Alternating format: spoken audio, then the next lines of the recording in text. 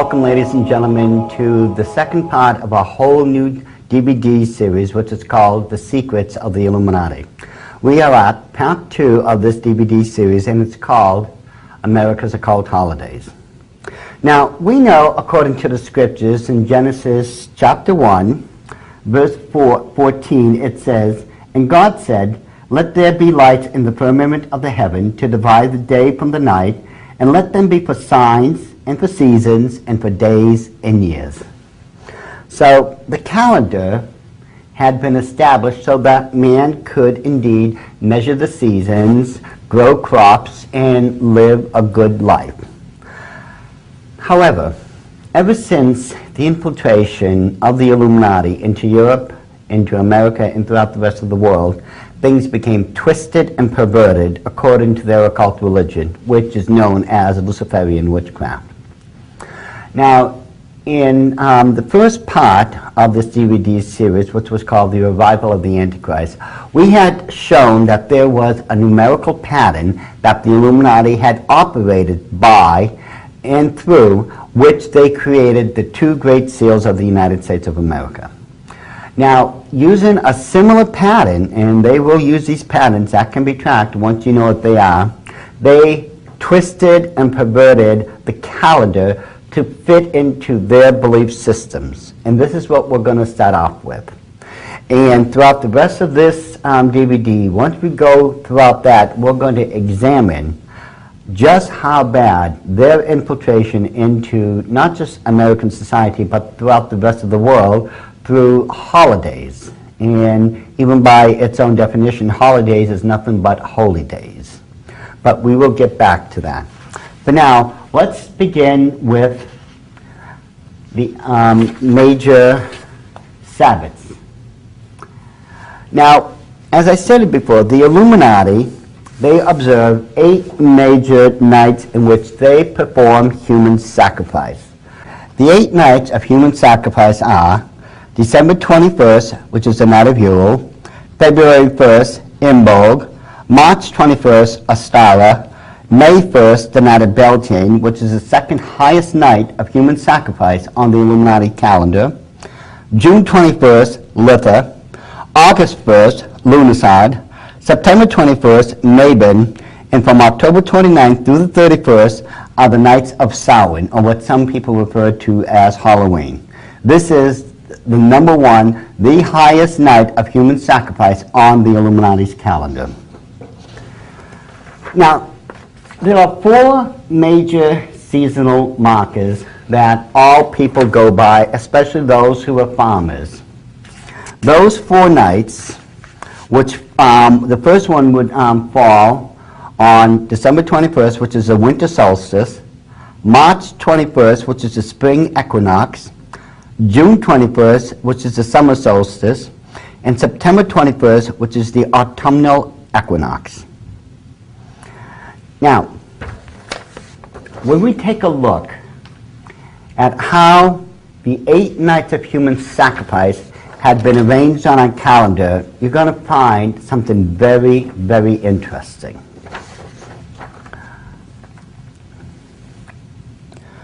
The winter solstice is on December 21st. Now, from that date all the way to February 1st, which is a human night sacrifice of Imbolg, there was a period of 6 weeks in between. Now, from February 1st to March 21st, there was a 7-week period. And this repeats itself all the way through the calendar. It goes 6-7, 6-7, 6-7, 6-7, all the way through the calendar. Now, this is very significant because if you remember, when we had studied parts of numerology and gematria in the Arrival of the Antichrist DVD, we found out that the number 6 is a number for man, 7 is a number for God.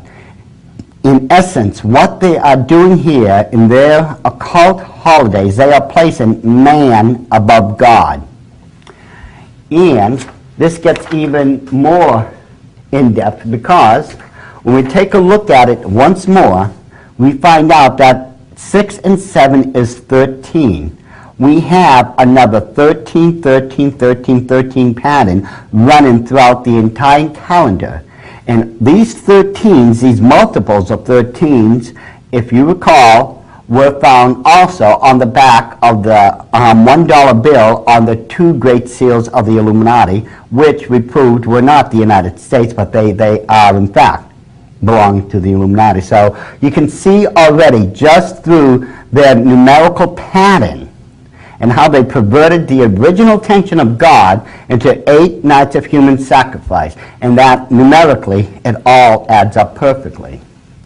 Now, going throughout the calendar, we can find out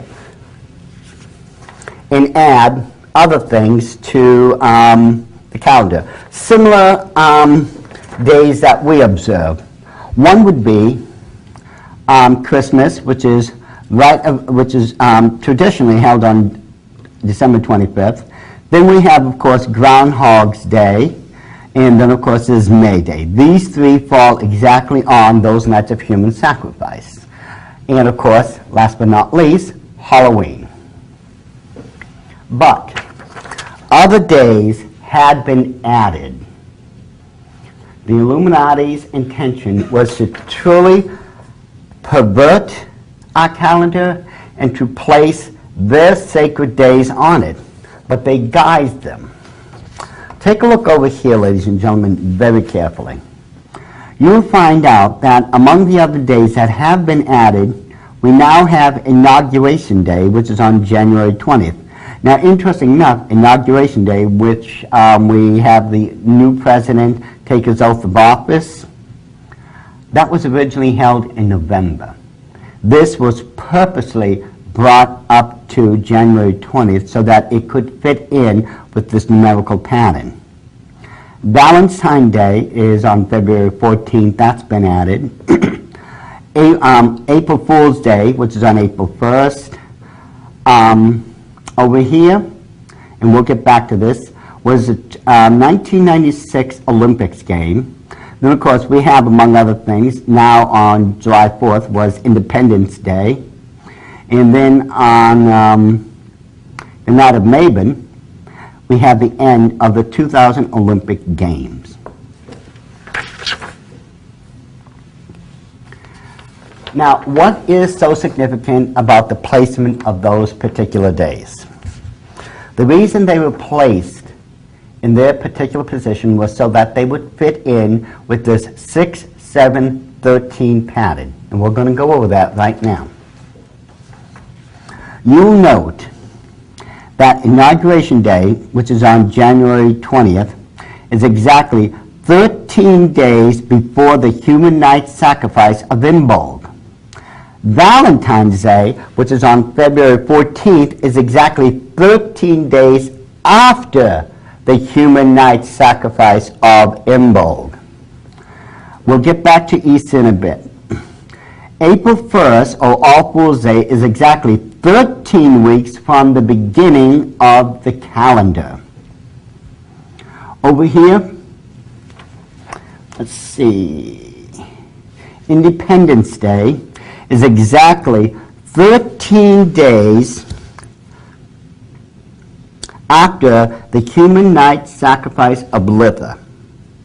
Now, with the 1999 Olympic Games, which was on July 19th, 1996, that was exactly 13 days before the human night sacrifice of Lunarsad. And if you notice, the end of the 2000 Olympic game ended on Mabon, or I should say on the human night sacrifice of Mabon. And of course, Halloween is exactly on the human night sacrifice, the highest and holiest of all days for the Illuminati, October 31st. Now, let's get back to Easter for a second.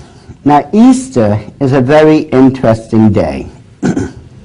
You see, supposedly, and I do say supposedly, Easter is supposed to be when Christ resurrected from the dead and after he paid for our sins on the cross of Calvary. Now, in order to measure this, this is how the Catholic Church, and this is the Catholic Church now, This is how the Catholic Church came up with trying to figure out the day of Easter. Because if you notice, it's always changing. It's not a fixed day. And the reason is because what they will do, they will turn to the human night sacrifice of Ostara, which is March 21st. Now, the next thing they will do, they will wait for the next full moon after March 21st. Whenever the first full moon is after that, the first Sunday after that full moon is when Christ was supposed to have resurrected. So in other words, they are using a forbidden occult practice known as astrology to determine when Christ had resurrected from the grave. This is their explanation from it. And if you don't believe me, ladies and gentlemen, you just go to your calendar, next time around, see when the next full moon is after March 21st, and I guarantee you the Sunday after that is going to be when Christ supposedly resurrected. But that's how they've determined it. I did not. Now, something funny has been going on with the Olympic Games ever since we celebrated 100 years of the modern day Olympic Games, because it started back in the modern days in 1896. And in 1996, something changed. The Olympic bowl no longer was a bowl. Take a look, ladies and gentlemen. At the top of that scaffolding is what the newspapers, and this is what the newspapers reported, they called this the Olympic cauldron. Now I want you to take a good look at this, because you notice it is, first of all, a red cauldron, because it refers back to the red shield of the House of Rothschild, and it had 18 jet flames, which is 6 plus 6 plus 6, and it is properly referred to as a cauldron. This is what the newspapers called it. This is how they referred to it. And this is one of the newspapers from that time, 1996. I want you to take a look very carefully, ladies and gentlemen, because off in the distance is that Olympic cauldron. This is what was now lighting the night skies in Atlanta.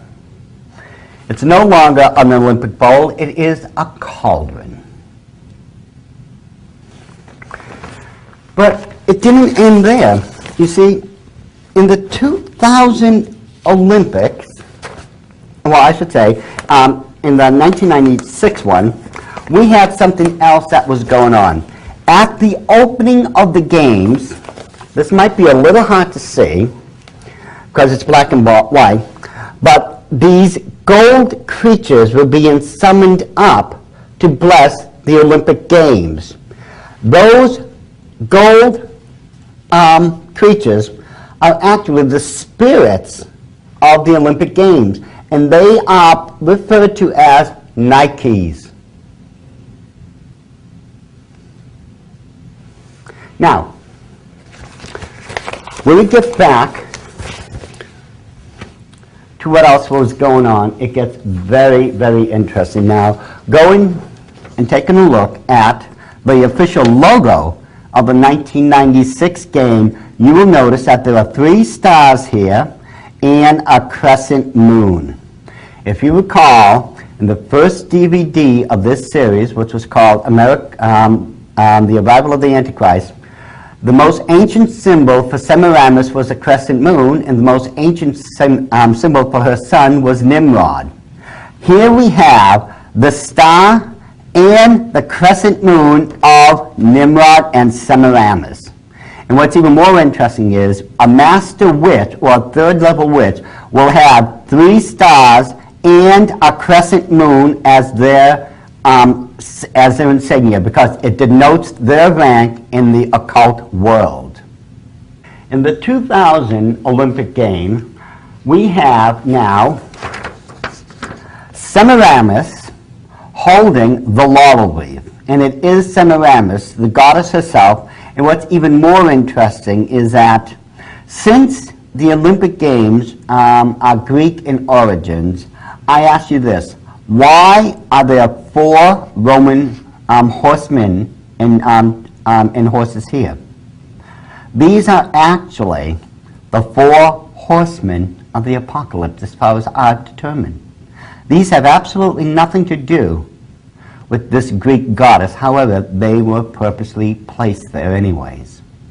But it gets even more interesting because at the opening of the 2004 Olympic Games, we have these ladies dressed in virginal white, and this is what was reported now, opening up with a pagan ceremony to welcome in the spirit, of the Olympic Games, which we've already identified to as Nikes. But here we now have the ancient pagan ceremonies being performed.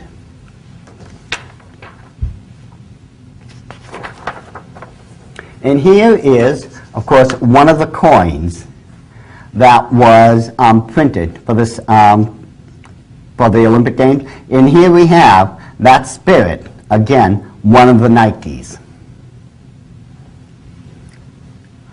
Now, when we get to the 2008 Games, the Beijing Games, it gets very, very interesting. Things have changed drastically because take a good look at this Olympic torch.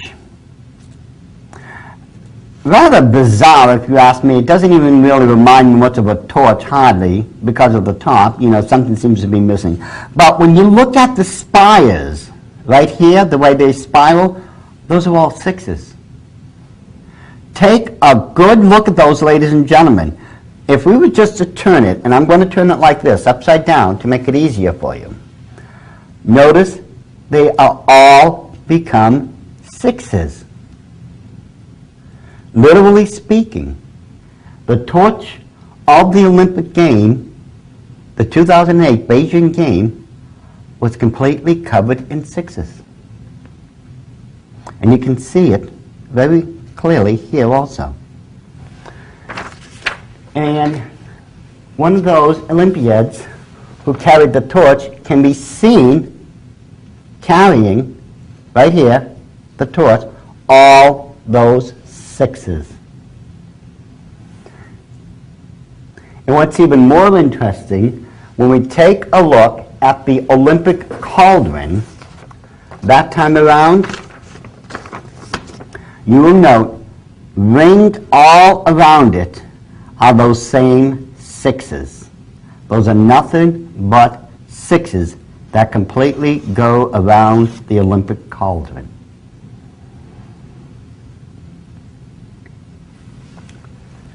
Now, these represent the various logos, different colored logos, for the 2012 Olympic Games that's going to be held in London. Now, I have to tell you,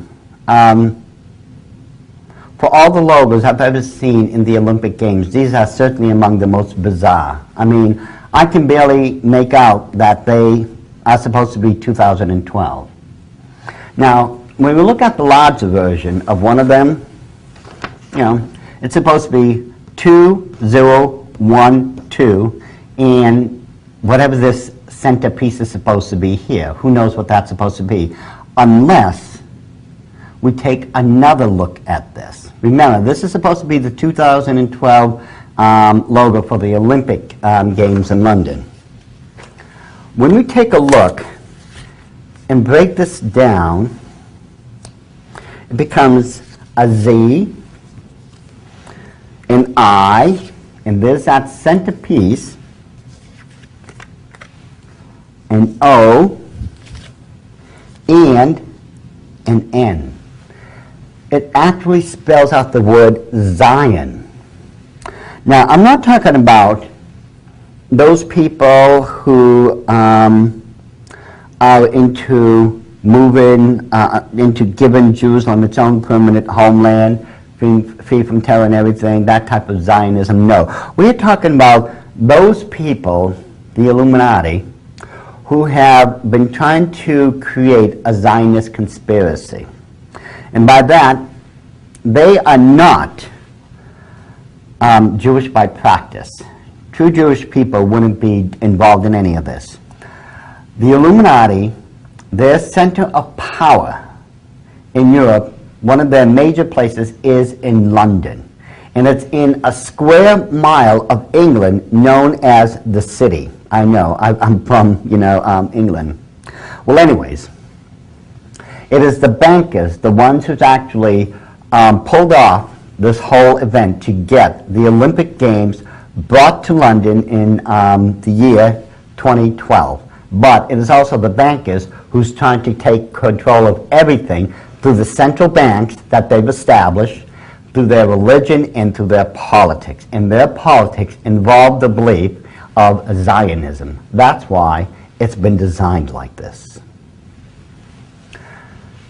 Now, as much as they have perverted the calendar and the original intention and the pattern of it, a lot more has happened. We are now going to take a look into their Sabbaths, which they've disguised and we've embraced as Christian holidays.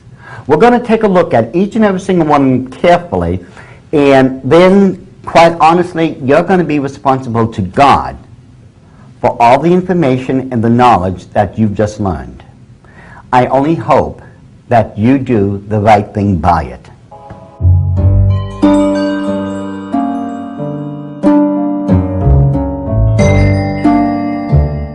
We are now going to examine the wonderful holiday known as Christmas.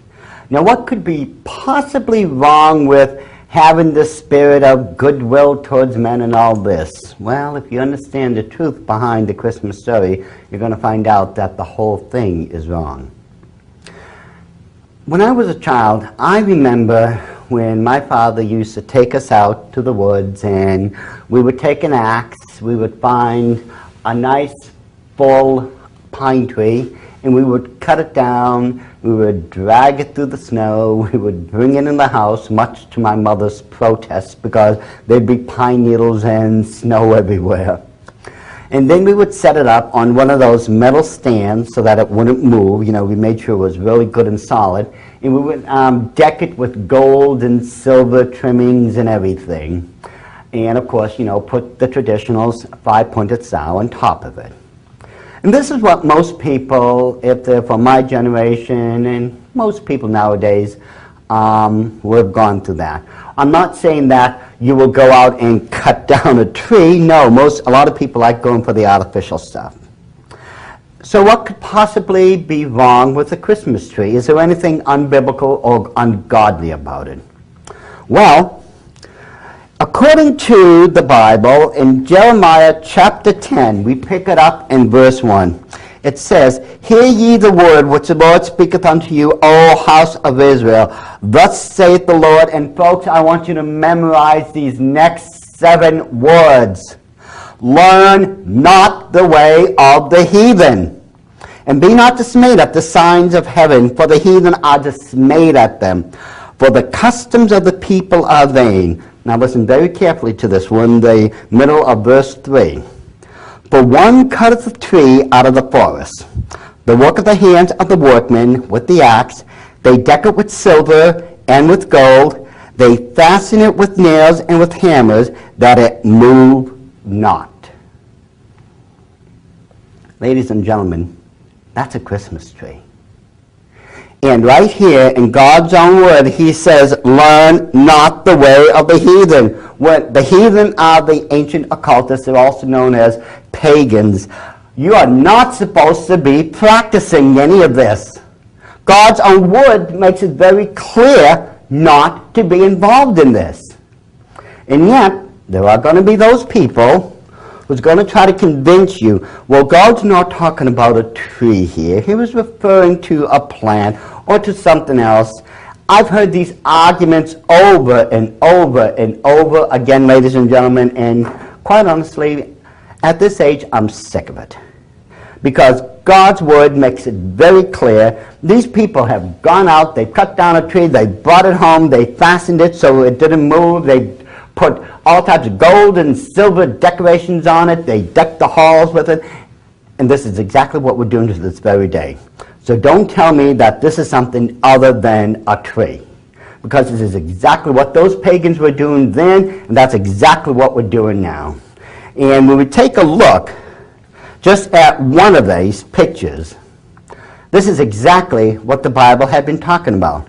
People had been trimming it and decking it with gold and silver and all these wonderful, beautiful items that are on it. The pagans, among other things, they would put little pieces of cake, candy, and sweet items on it. This is why to this very day we're putting candy canes and other things like that on it, because it's part of the ancient pagan practice of honoring the winter stag god. Now, as I just stated, Jeremiah makes it very, very clear that Christmas trees are not supposed to be observed. They have absolutely nothing to do with anything that is good or godly. So then the question is, why are we doing it? On top of the Christmas tree, and just about most Christmas trees, you will find that there is a 5-pointed star. Now the question is, why do we have, such an item on top of our trees? If you recall,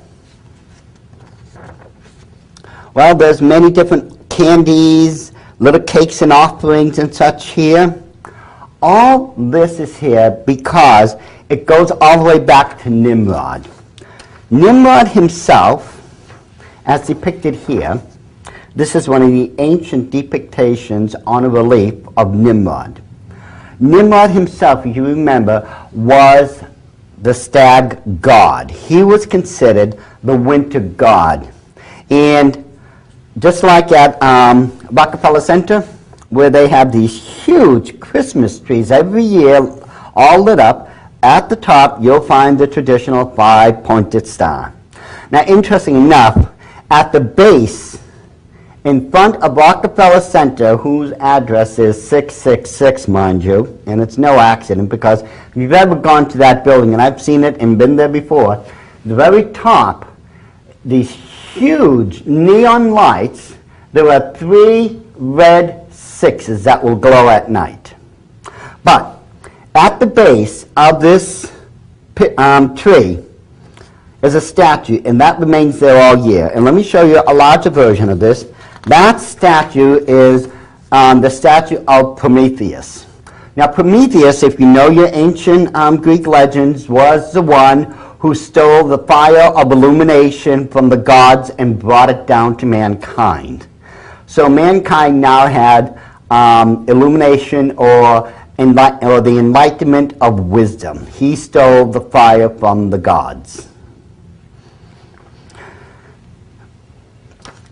So, why are there, among other things, Christmas lights on the tree? Well, you see, there's a lot of history behind this. You see, in the old days, people from the old world, like me and others, and from the ancient days, and the people who are practicing the occult to this very day, candles would be put on top of the trees, among other things, because it was the dark times. This was a season of the year in which most of the sun was gone and it was constantly dark out.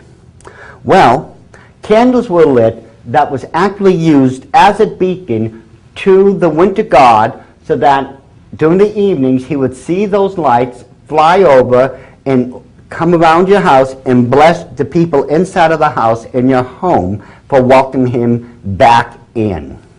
This is why the candles were used, and to this very day, we're still using these seasonal lights. We've got electric lights, so we've modernized the practice of welcoming back the stag god. We put them around the tree, we'll put them in the windows, and we have these massive displays outside, in which these lights, according to the ancient occult practice now, is supposed to welcome back onto the earth the winter god. Now, part of the practice of Christmas is hanging, first of all, is the Yule log fire. Now this, the log inside of it is referred to as the Yule log. Now it's not called Yule for no reason at all. Remember, this is December 21st, the human night sacrifice of Yule. Now, tradition teaches us in the occult, no longer me because I'm a born-again Christian, God be praised, but tradition in the occult teaches that, first of all, the Yule log should be made out of birch. Once it has been lit and used for the holidays, you're supposed to keep one part of the birch log or the Yule log and set it aside for next year. Why you do this is because you're supposed to take that piece of the Yule log from last year and light this year's Yule log. This way, it's a constant cycle. You take from the old, give to the new keeps rekindling itself over and over again. This, symbolically speaking, is the cycle of reincarnation, because every year you welcome back into your home by lighting the Yule log the god of the winter known as the stag god, or originally known as Nimrod. Now, what could possibly be so ungodly about kissing underneath the mistletoe? Well, there's a couple things wrong with this, first of all. One thing I will warn you about, people, whatever you do, never touch those berries. 3 of them could kill you. This plant is so poisonous. Among other things that's wrong with it, mistletoe itself was very sacred to the Druids. It was a fertility plant. This was a very sacred plant to the Druids, from which the Illuminati claimed direct descendancy from. They claim to be the modern day Druids, or the modern day rendition of the Druids. And it's because this is a fertility plant that people kiss underneath it. Now, with the mistletoe, we have another fertility plant known as the wreath. You know, we make a Christmas wreath. It's green and red, and you will constantly find green and red throughout the Christmas season, because in the occult world, those are the 2 colors that are used for this season.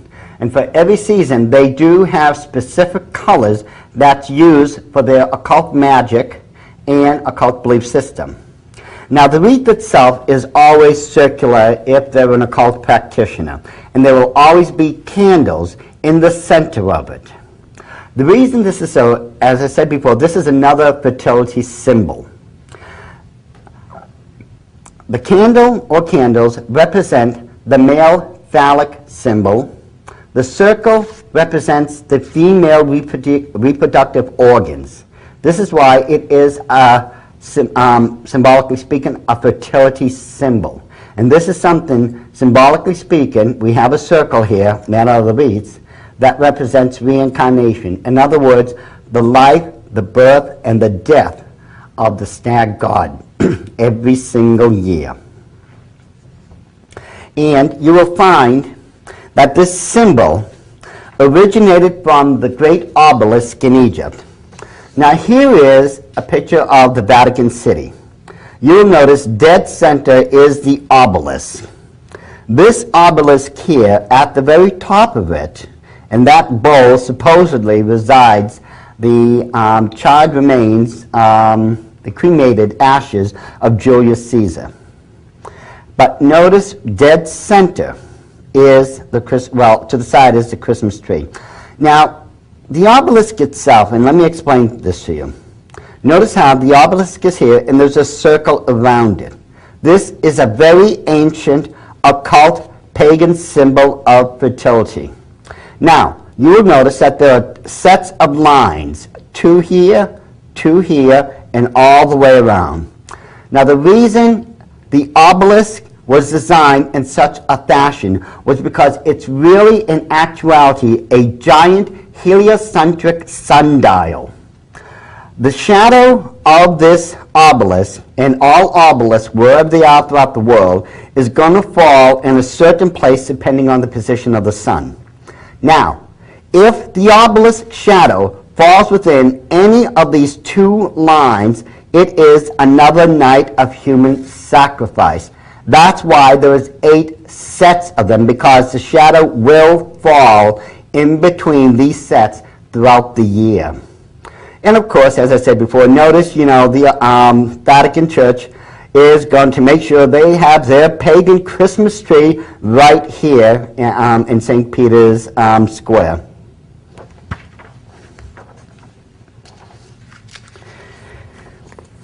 And other examples of the obelisk we have here is one in Central Park in New York. This would be Cleopatra's Needle. Supposedly, this is one of the three needles that resided in Heliopolis when they were just dragged from Egypt and brought here to America. This one here. Well, we've already gone over this one in the first DVD. This particular one was man-made, just like the others, but this one was made here in Washington, D.C. This is, of course, the Washington Monument, 555 feet above ground, 111 feet below ground, making for the total height of this occult pagan symbol 666 feet exactly. And if you notice, like the other ones, here we have the male phallic symbol, and there is a circle all the way around it, which represents the female reproductive organs. This is nothing but the ancient occult fertility symbol of Semiramis and Nimrod, just brought to the modern day through the organization of the Illuminati. Now, of course, we have another fertility symbol here. This one is the holly. These are holly berries, and again, this is another sacred plant in the Illuminati. They still worship this as one of the more sacred plants. It's another fertility symbol. As I said before, these are the holly berries.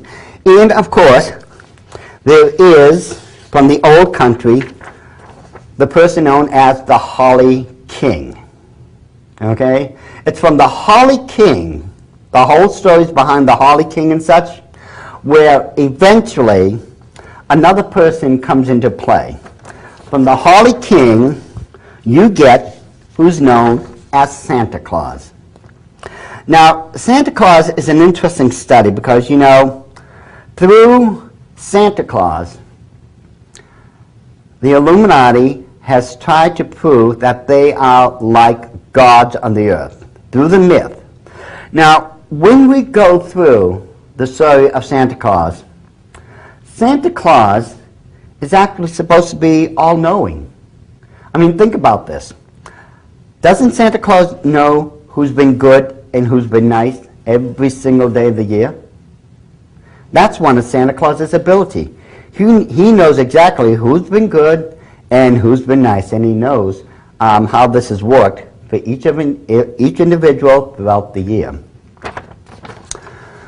Well, Santa Claus has the ability of being omnipresent, or just about, because on the night of Christmas, is he not able to traverse the entire world and literally just about be everywhere at the same time and drop off who knows how many billions of presents? Well, at least that's what the story tells us. And Santa Claus, his sleigh, if you notice, is pulled by 8 reindeers. Now, these are commonly known as stags. This is why, if you notice very quickly, people, Santa Claus is just another representation of the stag god. And it's for 8 reindeers, 8 for no reason at all. You see, 8 is the only number that if you put it on its side, becomes an occult symbol, which is the number for infinity, or the act of reincarnation throughout the year. In this case, Santa Claus. Now, here we have one of the ancient depictions of the stag god. It's one of the few bronze reliefs that we still have. You notice he has the horns as a stag, and he has this bracelet here, and other things that denote him as the stag god. Santa's little helpers, and this is what really kills me, you know, rather than own up to the truth, what we've done here in America, well, we've given them a cute little look, you know. Well, these are just little helpers dressed in green and red, and they help Santa throughout the year, you know, making toys and whatnot. But you see, the traditions of most of America, of most of the holidays, come from Europe. And the true elves of Christmas were very horrible, evil little creatures. They went around and caused mischief for everyone or anyone who came across them. And the problem is, these elves have now, ever since the 40s and up to this day, because of J.R.R. Tolkien, have now become tall, slender, beautiful-looking beings with great power and all this. They've been transformed as a result of that. But the truth of the matter is, the ancient traditions and pictures do not lie. They point out to us that the traditional elves were nothing but small, demonic, imp-like creatures who caused anyone trouble who came across their paths. And there's a very interesting elf that you'll find in Scotland. It's around Argyll. This is a giant wooden elf. And if you notice, it is anything but a cutesy little, warm, fuzzy little creature. This is a horrible, evil-looking creature. And that's what they were all about. Elves, you know, only became, you know, cutesy once we decided to try to dress up the occult practice of Yule and call it Christmas and make it something palatable. And as I stated before, well, of course, over the Christmas fire, you know, the Yule log fire, well, we hang Christmas stockings. Stockings have, you know, according to the ancient practices, is where presents were left, not for the person to get, but they were supposed to leave presents there for the Yule god, for the stag god to take. But we've reversed it, and supposedly now those are there for our benefits. People will put small gifts and items in them, and if Santa Claus determines you're bad, you get, you know, charcoal put in them instead, you know. Now, all this is where, from the occult world, the modern day practice of Christmas has come from. But the question that we need to ask is this the birthday of Christ? Was Christ born on December 25th? And if not, whose birthday is it? Now, when we turn to the book of Luke, we're going to get a major clue as to what, as to whether or not Christ was born on the 25th of December, let alone during the season. According to Luke chapter 2, and it goes from verse 1 to verse 5, it says, "And it came to pass in those days that there went out a decree from Caesar Augustus that all the world should be taxed. And this taxing was first made from Cyrenius, was governor of Syria, and all went to be taxed, every one into his own city. And Joseph also went up from Galilee, out of the city of Nazareth, into Judea, unto the city of David, which is called Bethlehem, because he was of the house of the lineage of David, to be taxed with Mary, his espoused wife, being great with child." Okay? So, we have a biblical marker right there. There was, historically speaking, and we can prove this, a taxation from Caesar Augustus. Now, according to the ancient records, this taxation happened during the month of September. Now, let's just keep that in mind as we go along. Picking it up, chapter 2, verse 8, it says, and this is very important, "And there were in the same country shepherds abiding in the field, keeping watch over their flock by night." Now, there are shepherds out in the field right now, and they're watching over the flock. I have spoken to many Jewish friends of mine and to rabbis I've known about this passage. My friends who have lived on kibbutzes have told me that the sheep that shepherds watch over in the fields around that part of Judea and such, the sheep are never brought out of the field until the end of September, and they say usually no later than the second week of October, because it gets too cold out there for the sheep to survive in. So it's around that time of the year that they will bring the sheep in. And the rabbis have told me a similar story. They all say right around that same time.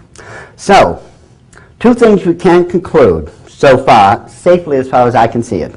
The timing of the taxation, and according to people who live there in Judea to this very day and in the past, who have spoken to me and who have been eyewitnesses, says that's the time of the year when they bring the sheep in. It's not after October or, the middle. It's not after that. It's before it, and usually that is somewhere around the end of September or around the beginning to the mid part of October. So we know that that's when the timing of the shepherds had to have been, right around that time. Now, we find out another interesting thing in the Bible. We have to pick this up going back to Matthew chapter 2, and we started in verse 1.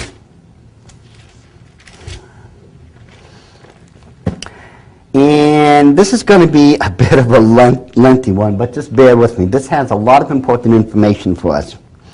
Now when Jesus was born in Bethlehem of Judea in the days of Herod the king, behold, there came wise men from the east of Jerusalem, saying, Where is he that is born King of the Jews? For we have seen his star in the east, and are come to worship him. When Herod the king had heard these things, he was troubled, and all Jerusalem with him. And when he had gathered all the chief priests and scribes of the people together, he demanded of them where Christ should be born. And they said unto him, In Bethlehem of Judea, for thus it is written by the prophet, And thou, Bethlehem, in the land of Judah, art not the least among the princes of Judah. For out of thee shall come a governor, that shall rule my people Israel. Then Herod, when he had privily called the wise men, inquired of them diligently what time the star appeared.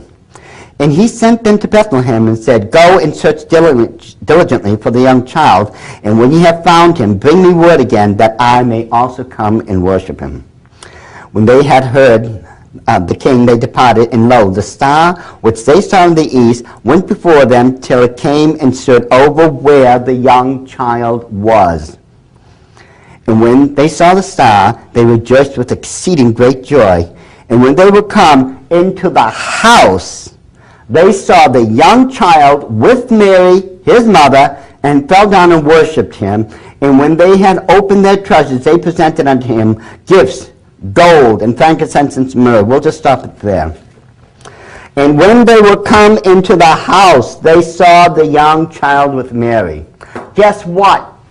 They did not find him in the manger.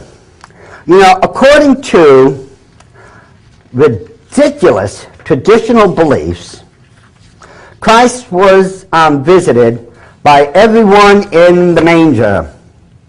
Now a friend of mine took this photo for me, Lynn Shaleski. This is quite a manger scene. We have three wise men. Now according to Catholic teaching, that's Gaspar, Balthazar, and Melchior. We have an angel there. We have a shepherd there. Camels. We have a donkey and a couple of sheep. And most of those people weren't there. You see, the Bible tells us that when Christ was born, Mary and Joseph was put out in the manger because there was no room for them in the stalls. And according to what we just read right now, it says about the wise men, and when they were come into the house, they saw the young child with Mary, his mother. You see, they never made it to the manger. They never did.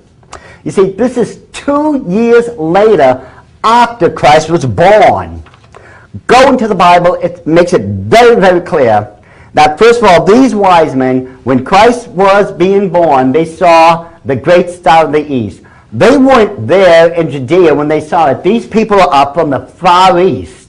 They had to literally cross from one end of the continent all the way across and then down into the land of Judea to where they could finally make it. And this took approximately 2 years, ladies and gentlemen, because they didn't have automobiles or planes or trains. They took camels. And they formed a giant caravan. And this caravan literally had to have been humongous because, you see, in those days and age, Judea and the outer provinces was not the place to visit because they had a lot of sordid people there. It was just not a user-friendly place, to put it politely.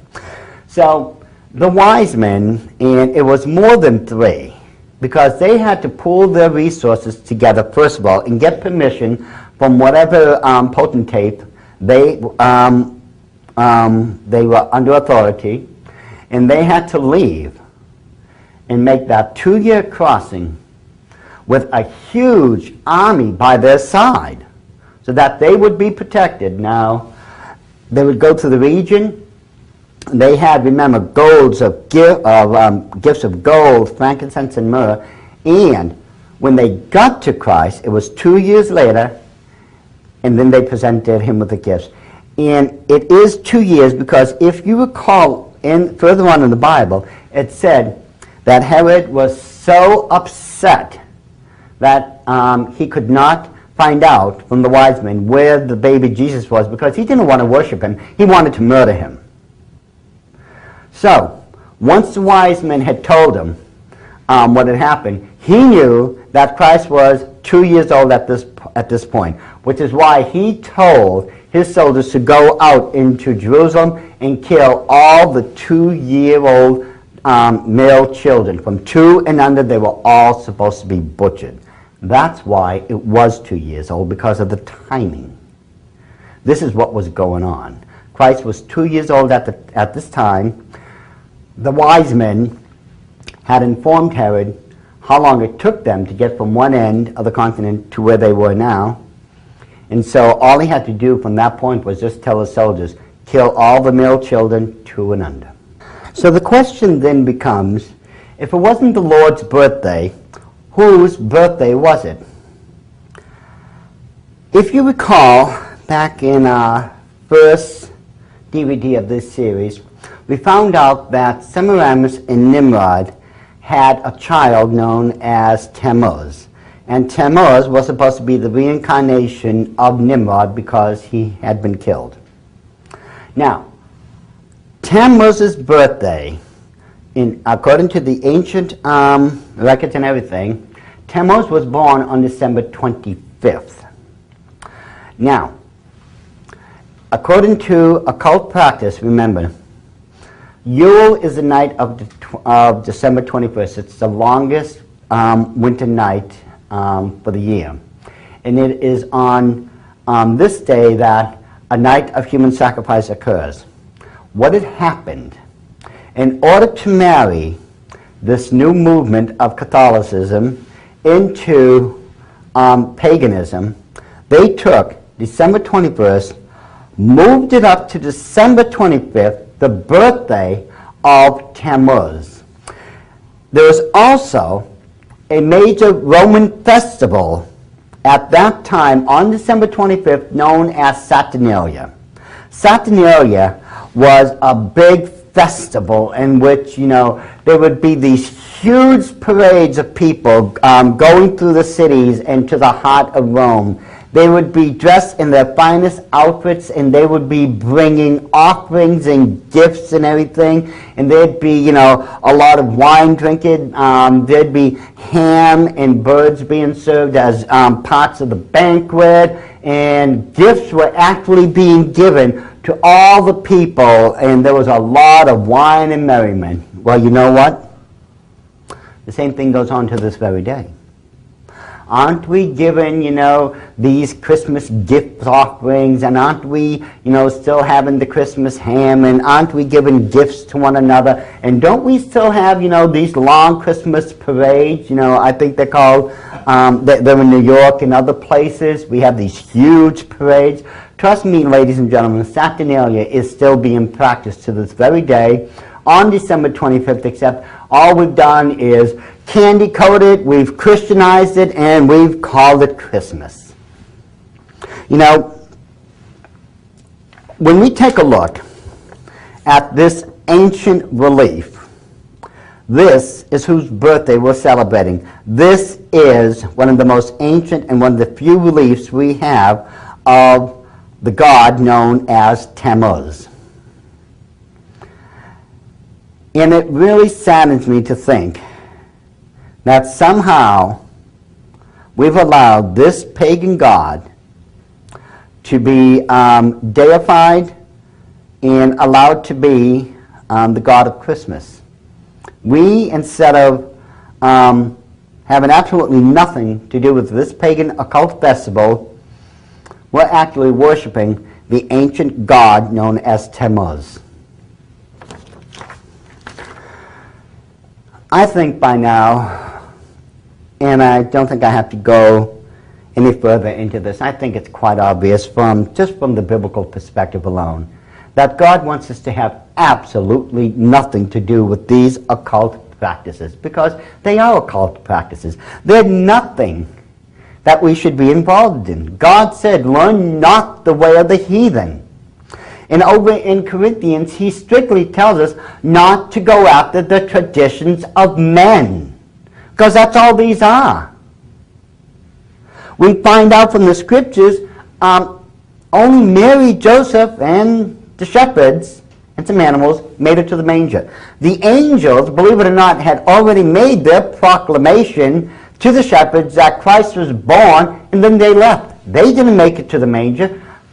The wise men never made it to the manger. It took them 2 years to finally get to where the Lord was. And even the Bible says that they finally found Joseph in his mother's house. We should have absolutely nothing to do with any of these occult holidays. And yeah, it might appear as if I'm being a stick in the mud here, because let's face it, these holidays are alluring. I mean, come on, we get presents, and, we sometimes get to choose what presents we want, even though we're not supposed to, but so it's very alluring, because as I've told people time and time again, there is a beautiful side to evil, and it's a very, very seductive one. It will twist and distort your reasoning and deceive you into believing that these things are indeed Christians, but they are not. Scripture warns us that the deceit of the enemy is so strong, it could even deceive us, the elected children of God. So I'm going to leave it up to you, ladies and gentlemen, because let's face it, you are responsible for this knowledge now. It's between you and God. But I would tell you right now, I would get rid of this occult practice as soon as I could. Because the longer you allow it to stay in your life, the harder it is for you to get rid of it. And all I can say is right now, just think about all the evidence, review it in the Bible, and judge for yourself.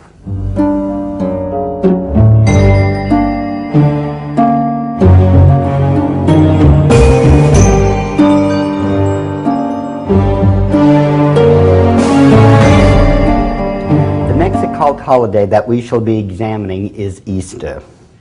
Now, of course, everyone knows the story that somehow the Easter Bunny delivers Easter eggs throughout the world, and for the Christian, this is supposed to be the day of the year in which Christ died.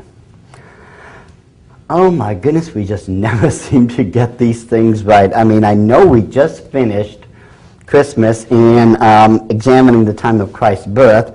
Now we're going to have to examine the time when he died and everything else in between. You see, Easter itself goes all the way back to the days of Nimrod and his mother Semiramis. Now here's one of the most ancient of all statues that we still have left of Nimrod. And for those of you who wants to do a real scriptural, in-depth analysis of this, especially from an academic perspective, in the scriptures, Nimrod is also identified, we believe, as Sargon the First. So keep that in mind if you really want to take a good look into the life of Nimrod. And as I said before, his mother was Semiramis. Now, after Nimrod had been put to death by his uncle for starting witchcraft to begin with, his mother, Semiramis, took the whole religion and moved it underground. Well, she was a smart cookie about it. This way, at least, for now, she'd be protected. Now, according to the stories, the ancient stories from the Babylonian Talmud and other sources, and these are still taught in the occult world to this very day. One day, after Semiramis had died, a huge multicolored egg had fallen out of the heavens and landed in the Euphrates River. The egg washed ashore onto a pile of wicker reeds, and out of this egg and her newly reincarnated form was Semiramis as the goddess Easter. Now, a lot of people think it's pronounced Ishtar, I-S-H-T-A-R. People check the Babylonian Talmud. Once again, it is properly pronounced to this very day, Easter. And accordingly, as the story goes, whoever found Semiramis' egg first, they would receive a blessing from the goddess. Okay, this is a story of how Queen Semiramis came back in her reincarnated form as Easter. Remember, her son, Nimrod, had come back in the form of Tammuz through the act of reincarnation, and she supposedly had the power to do the same thing. Remember, her son was not just a king, but he was a god. Ergo, she was the queen, and since she was the mother of him, she had to have been a goddess. This is, I know it sounds a little silly, but this is how it kind of came about.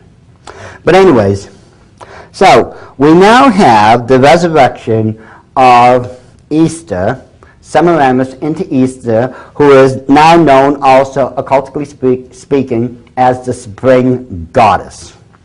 Now, it was at the same time that the Tower of Babylon, if you remember that huge spiraling ziggurat construction that almost reached into the heavens itself, had been built, and that there was many temples there.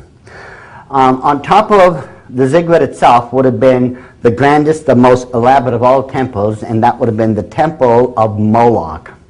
Now, Moloch was depicted as a huge brazen demonic being with two horns. Some had him with just one horn, and he would have his arms stretched out over a fire pit, and that fire would be going day and night, so those hands were glowing red hot all the time. Now, during this time of the season, once it had been established that Queen Semiramis had come back in the form of Easter, and that she is also the spring goddess, well, the temple priests and priestesses had come up with a huge festival and celebration in honor of their goddess. Some of the things that they would do, they would actually get new robes and new headgear to wear for the ceremony. It showed that they were sacrificing the old for something new, and that they were honoring their goddess by presenting their best. They would bring flowers and candies as offerings to offer up to their goddess, and that the ladies themselves, as I said before, would be wearing new headgear that actually looked very similar to baby bonnets that we use to this very day. And there'd, of course, be this huge procession. The priests would lead the parade. The high priest, of course, would be in front, the priestesses behind. There'd be a lot of dancing, singing, and music, and so on and so forth. Now, if we take a look at this ancient statue, and again, these are very ancient. I mean, there's hardly anything like these things left, but this is the ancient god Easter. You will notice at the top of her head is the crescent moon. Remember, the most ancient symbol for Semiramis is the crescent moon. This is simply her, as Easter, come back as a spring goddess now. She is a fertility goddess. This is supposed to be Semiramis reincarnated. Now, another symbol we need to take a look at is what's known as the Ishtar Gate. It is believed that in front of the very ancient city of Babylon itself, the one that was really rebuilt and reconstructed by Nebuchadnezzar, this is supposed to be a perfect reconstruction of the Ishtar Gate, or the Easter Gate, because this was built in honor of the goddess Easter. And if you remember, the sacred animal totem for the son of Easter, and it's on this wall, is the sacred cow, the calf. And it was the same cow or calf that the children of Israel, when they backslid, once they left Egypt, was worshiping at the bottom of the mountain of Sinai. And as I pointed out before, the sacred egg of Easter has been depicted in many different forms. Two of the most ancient depictographs, one here is the sacred egg of Heliopolis, which the egg story passed into Egypt after it had left Babylon. And this is supposed to be, if we go to, that would be 1 Kings chapter 11, verses 4 through 5, the egg of Astarte. Astarte was just another cultural name for Easter. But this is supposed to be her sacred egg, and notice that there's a calf right there with her. Okay? When we take a look, 1 Kings chapter 11, chapter 11, picking it up in verse 4 and verse 5, it says, "For it came to pass, when Solomon was old, that his wives turned away his heart after other gods. And his heart was not perfect before the Lord his God, as was the heart of David his father. For Solomon went after Ashtoreth, the goddess of the Zidonians, and after Milcom, the abomination of the Ammonites." Ashtaroth is just another variation of the name of Astarte. So you see, even as wise as Solomon was, when he got old and he just didn't have what he used to, he backslid, because he, at this point, combining his wives and concubines, there was more than 1,000 of them. I mean, they was just constantly telling him, we'd like to worship our gods, we want you to worship with us, blah, blah, blah, blah, and, the guy was just too old to put up a fight. He was worn down. Anyways, so I think it's very easy to see where we get Easter from, because when we take a look at this, well, we have all types of all type of Easter things going on to this very day, don't we? We have, for instance, Easter baskets. This one really makes me upset, because Dead Center, we take a good look, well, there's supposed to be the cross of Calvary there. Well, guess what? Easter has absolutely zero, zilch, nada, nothing to do with the death, the burial, and resurrection of Jesus Christ. Absolutely nothing. I once asked a Catholic priest, well, how do you explain the chicken egg and the rabbit? He says, well, you have to understand, as the chicken egg resides in the ground, and comes out, and gives life to the chicken, so does, the resurrection give life to Christ. Well, I still didn't get an answer on the bunny rabbit. I think you just missed that one, but that's what I got out of it. Anyways, just to review some of this. The reason, first of all, there is a rabbit in this story is because, remember, Easter, or Semiramis, is considered to be a fertility goddess. Now, if you look at any of the ancient statues of her, such as this one right here, this one, as a matter of fact, happens to be another cultural statue of Semiramis. This one is Diana of Ephesus. You'll notice that she is a many-breasted goddess here. The reason, because she is a fertility goddess. That's why, symbolically speaking, they chose the egg to represent her, because the bunny is the fastest procreating creature on God's earth. I mean, you look at the poor thing, and it's delivering more rabbits and more rabbits just like that. That's why the bunny was chosen for the Easter story, because it represented, symbolically speaking, the fertility goddess. In this case, this would be Diana. But of course, counterculturally speaking, there's others. As I said, Semiramis, she'd be known as Easter, Astarte, Osteroth, Diana, and so on and so forth. And the Easter bunny is quite an interesting fellow in and of itself, because with this particular picture that I have, I could not resist bringing this one. I mean, the poor bunny looks as shocked as I am about Barack Obama, because at this point, if you notice, I did not say president, because I don't even know if the guy is legal or not. As far as I know, he's illegal.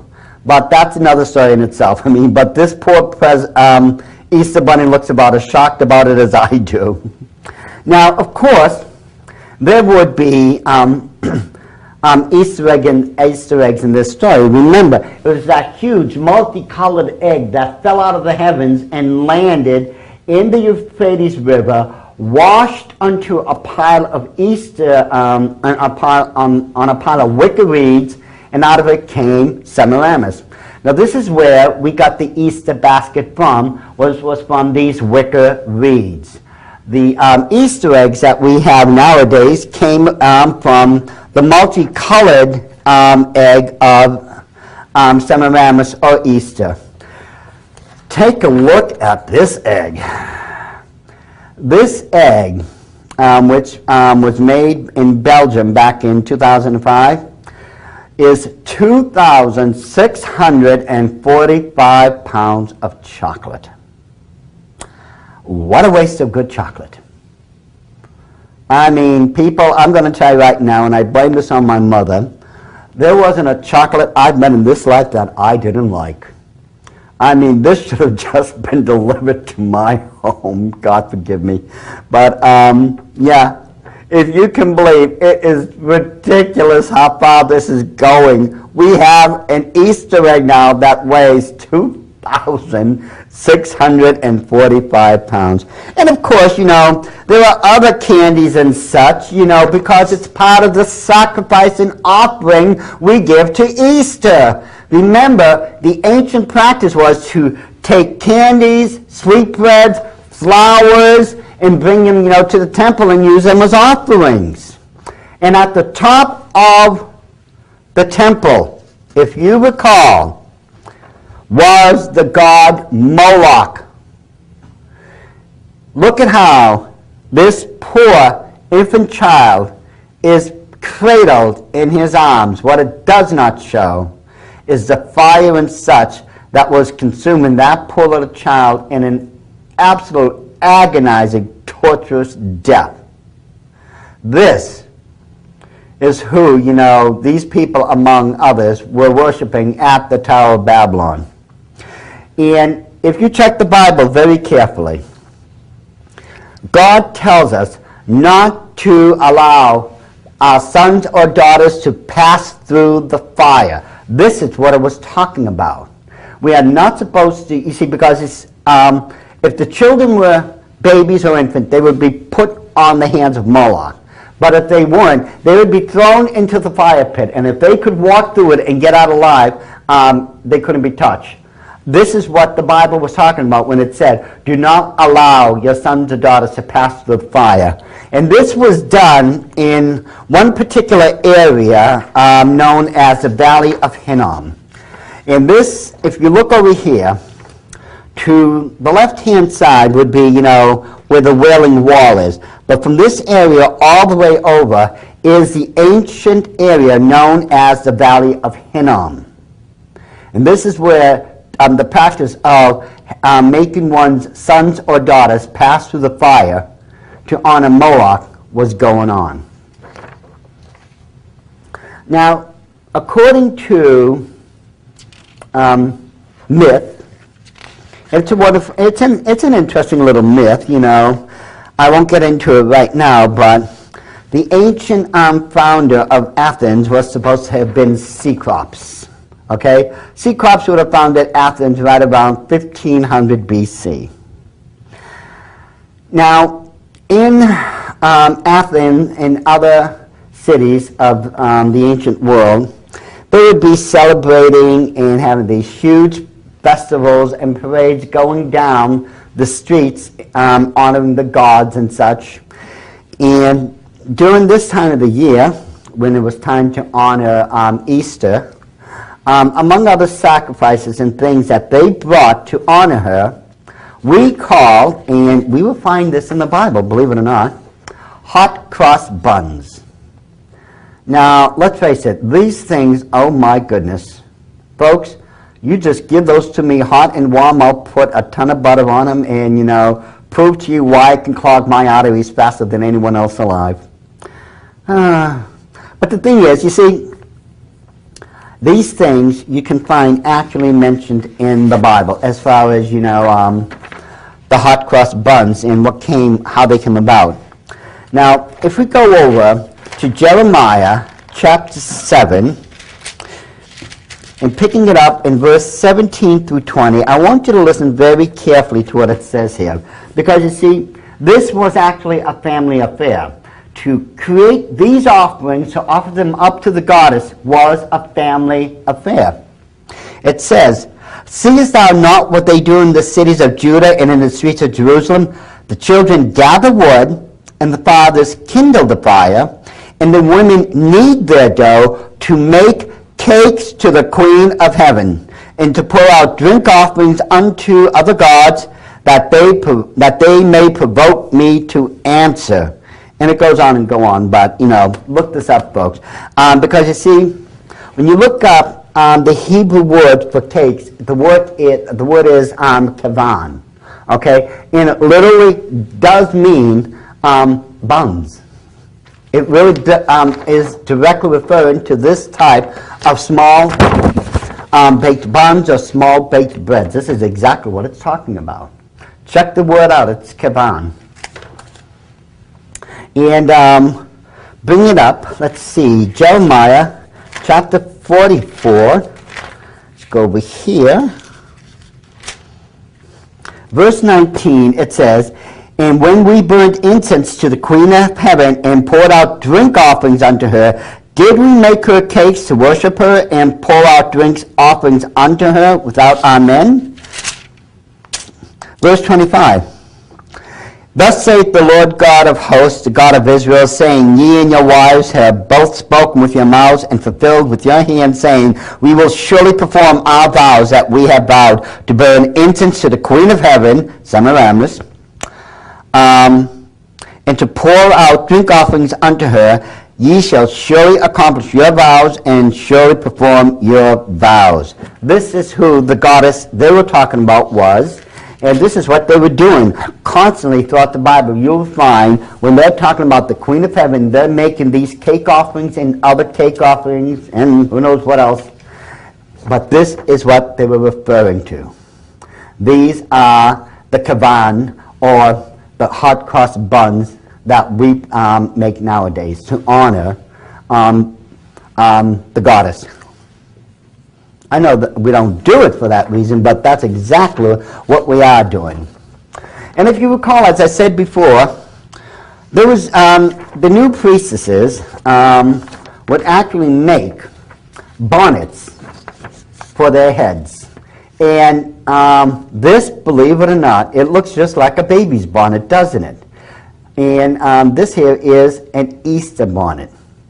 It's something very similar that the new priestesses would be given on Easter when they were getting all their new clothes and robes and such and headgear to honor at the top of the Tower of Babylon Easter. And this would be very similar to the bonnets that they did wear.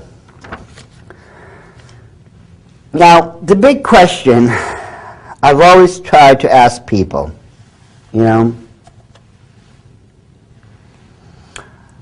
why are you doing this? I mean, I know it's traditional, but when you look at the truth of it, I mean, people, let's face it, this is exactly what the Bible warns about. This is nothing but occult practice. And you see, in Ezekiel, and I'm going to show you one last thing, well, I had a couple of other things, but let's go over to Ezekiel. Ezekiel chapter 8, verse 14, it explains to us that Ezekiel was petitioning God for the sake of Israel, for his people, because they seemed to be under God's punishment or under God's curse for some reason, and Ezekiel didn't know why.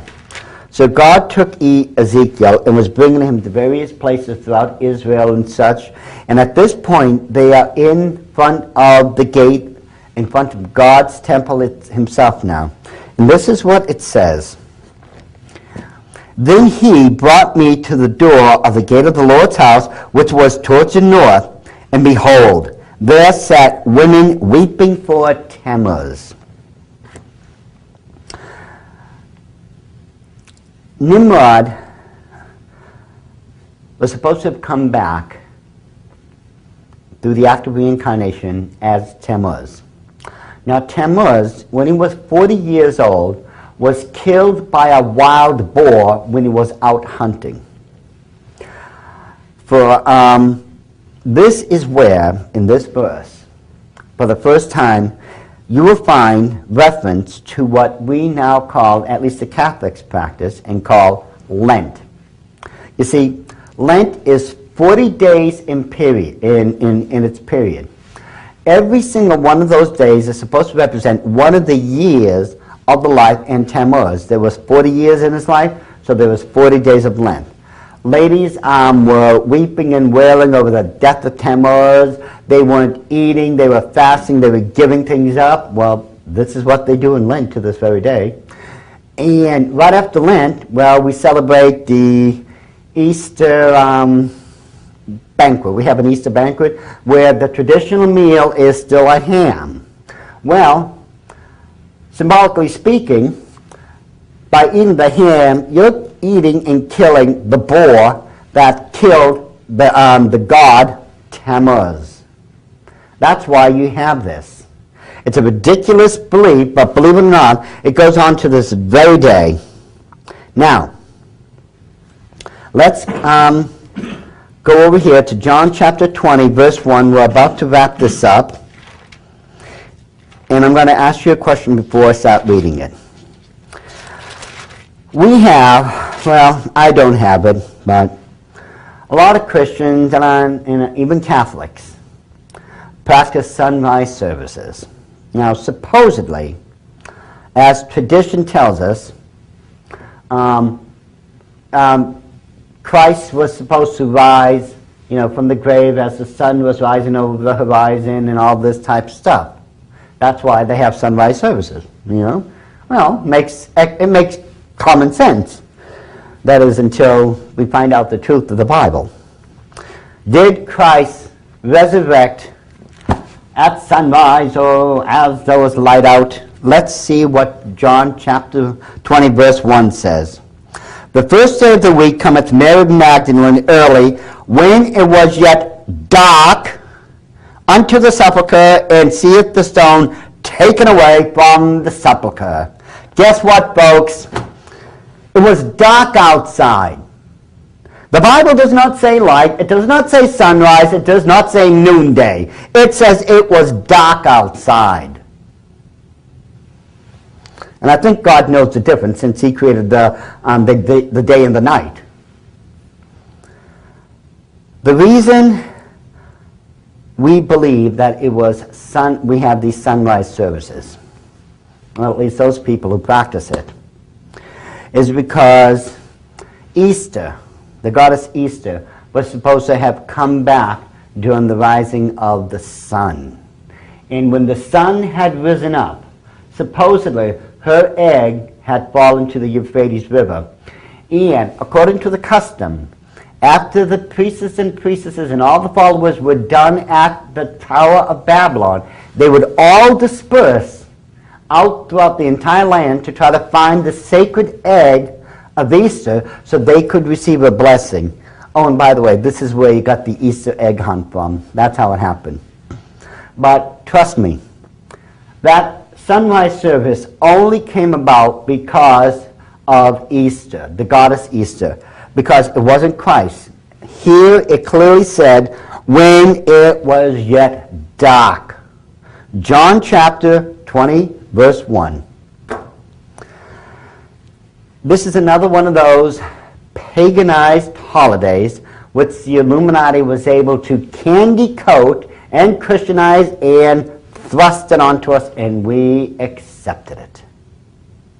I mean, come on, folks. We're supposed to be born-again children of God. We're the ones who are supposed to know better. And the scripture makes it very clear so much of these practices that had happened then still going on, and we ourselves allow it.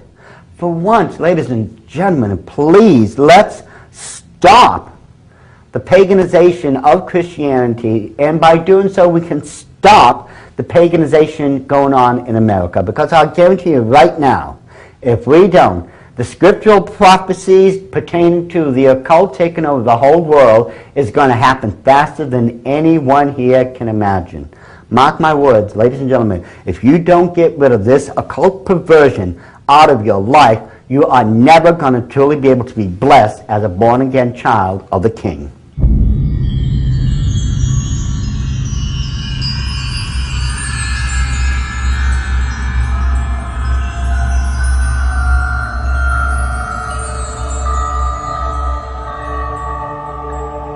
On the Illuminati's calendar, the highest, the most sacred of all nights of human sacrifice is that of Samhain.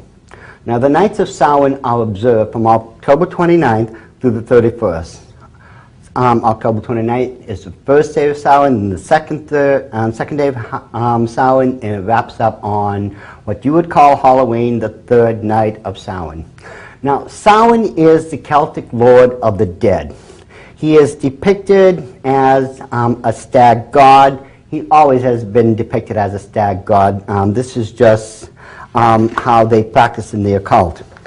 Now, this is one of the very few remaining reliefs of the stag god that is still out in the open for anyone to see.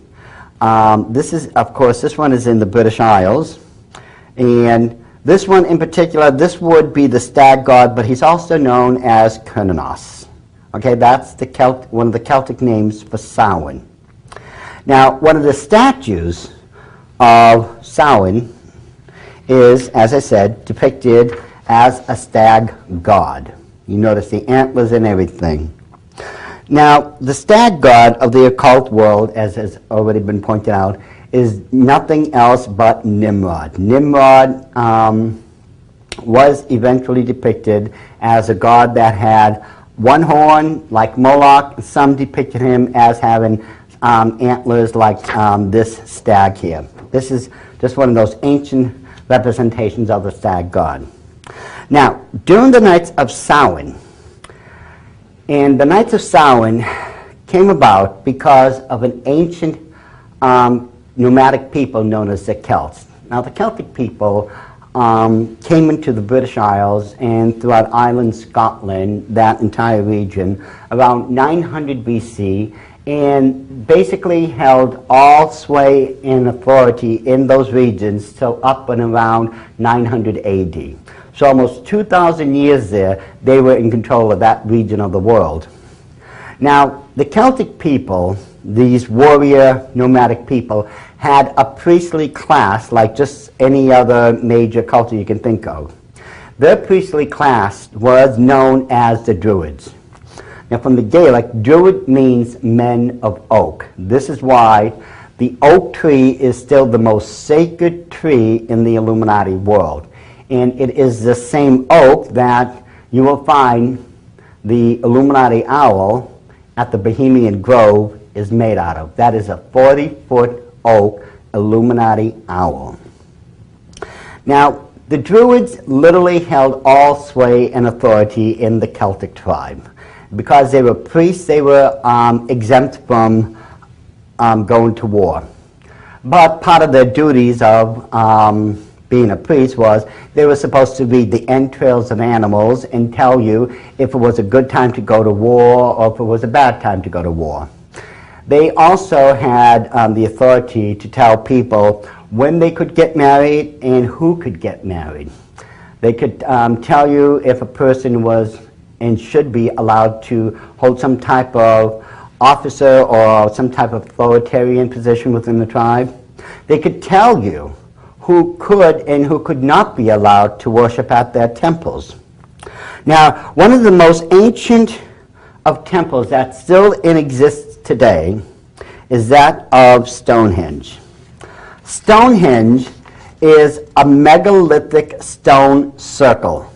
It was at places like these that the Druids would go and worship their stag god. Now this happened 8 times a year on the major Sabbaths and the minor ones. Stonehenge is difficult to date. The archaeologists, as far as they understand right now, it probably dates back to somewhere around 3000 BC and was built in 3 consecutive building orders. You know, first it was a smaller part, and they built it out, and they built it out again. Now, Stonehenge is made out of a rare blue granite material that can only be found, I think it's about 70-something miles away in Scotland. And the problem is, how did they get something that weighed over 4 tons, some are even up to 10 tons, I believe, how did they move something that heavy, all that distance, over the river and over the grounds to where it resides now? Now, of course, there's various myths and legends, you know, my country, one in particular that says the most powerful wizard in history, Merlin, actually summoned, you know, those great megalithic stones and, you know, made Stonehenge. Well, it's a fanciful tale, but that's all it is.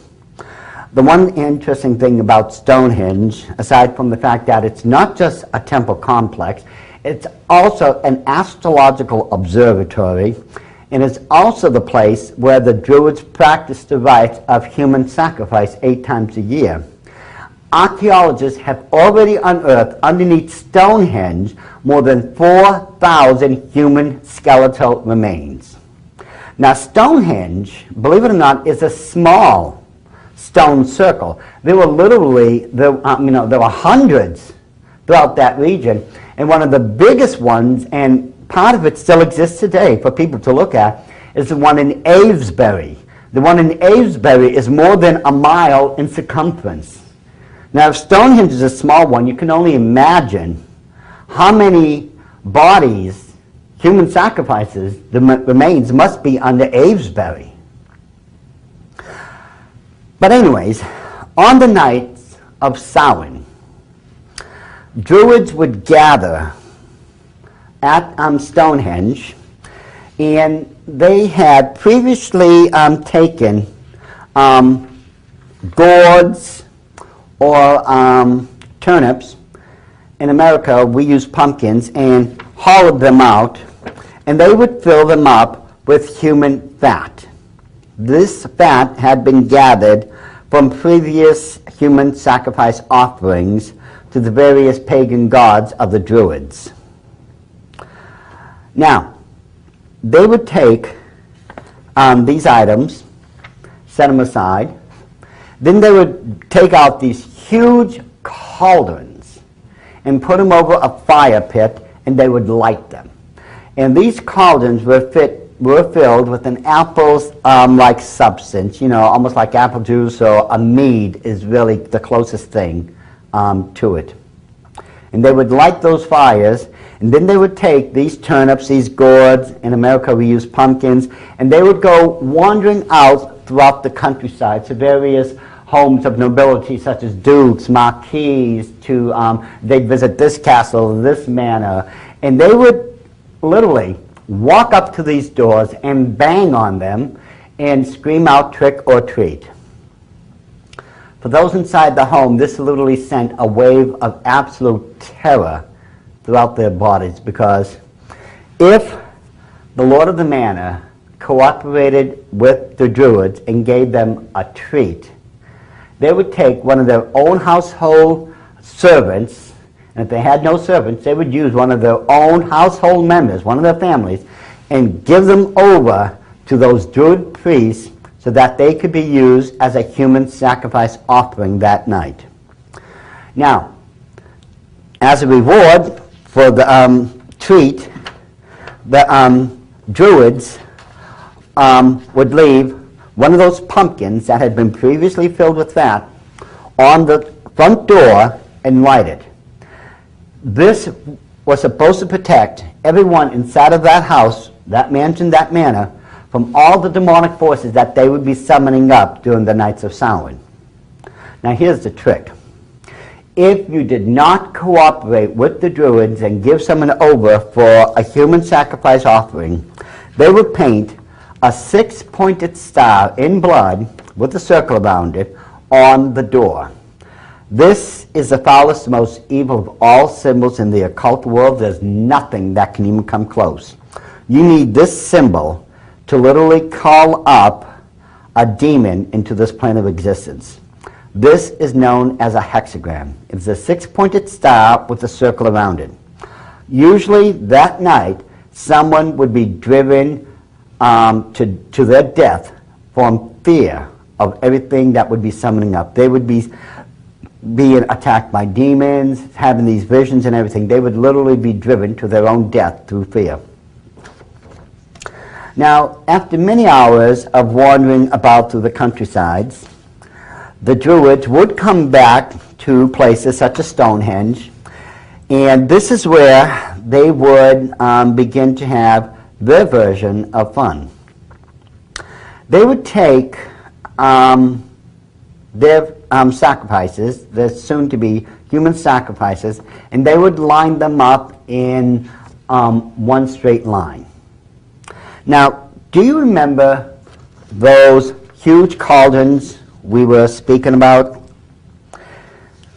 It would be cauldrons such as these huge cauldrons that had been previously filled up with that apple cider or mead-like substance, and the Druids would take apples and throw them into these cauldrons. Now I want you to think of something first before I continue. The boiling point of a liquid in this case is 212 degrees Fahrenheit. Literally speaking, it could melt the flesh right off of you. And so what the Druids would be doing, they would be taking apples and throw it into those cauldrons. Then they would take one of those people and bring them up to the cauldron and say, now if you can take one of those apples out in between your teeth on the first try, we will let you go. Now think about this. How many of you would actually take the opportunity to try to grab one of those apples in between your teeth so that you could leave alive? Well, at first most people would say, sure, I would do it. But you have to remember also, that cauldron has been boiling away for hours and hours and hours. It has reached the boiling point of 212 degrees Fahrenheit. It could literally melt the flesh off of you. Now, would you dip your head into that cauldron? And most people would say no. However, most of those poor victims back then did it. Because you see, that would be the only chance that they had of escaping and living. There was no other choice. If they wanted to have a chance to live and go back to their families, they would take it.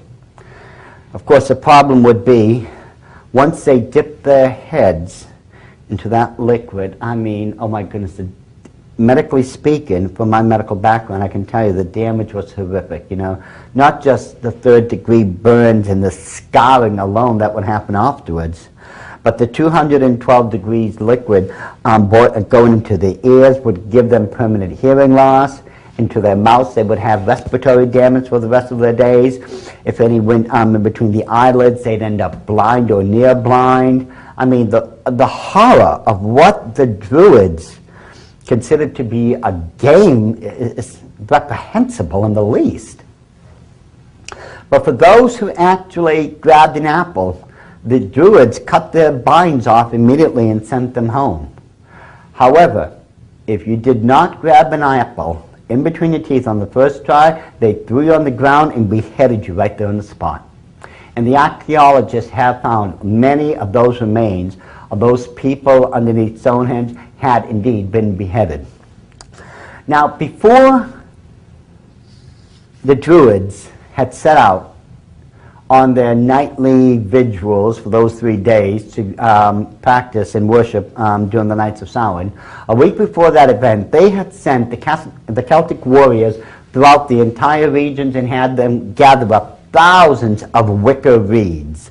Now, I'm sure many of you have seen wicker used before, such as in, wicker furniture or in baskets that was used for the little baskets for Easter. Some people in the martial arts are using wicker reeds.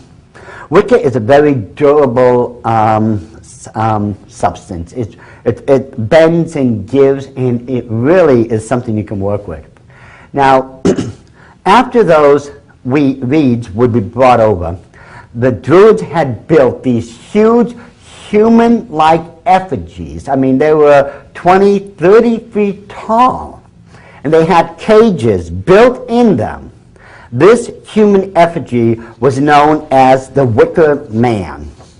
Now, the Wicker Man, as I said before, resembled that of a human being, and there were various cages running throughout it where they would put animal offerings, some had food offering, the rest of it were where they put their human sacrifice offerings. They put them inside of the Wicker Man.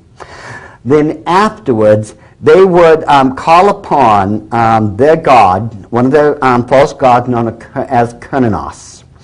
And one thing I forgot to mention, if they didn't have enough room inside the Wicker Man to put all their human sacrifice offering, they had human cages made out of wicker where they could put the rest of it.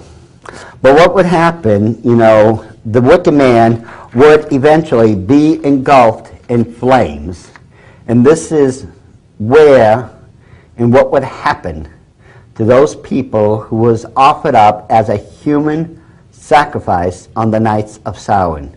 This was their eventual fate.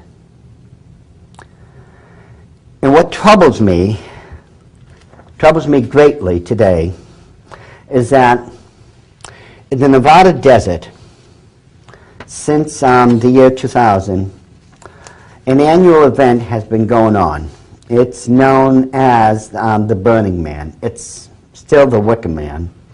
What they are doing, ladies and gentlemen, these pagans from across the nation are coming together once a year on particular dates and setting up the old occult practices.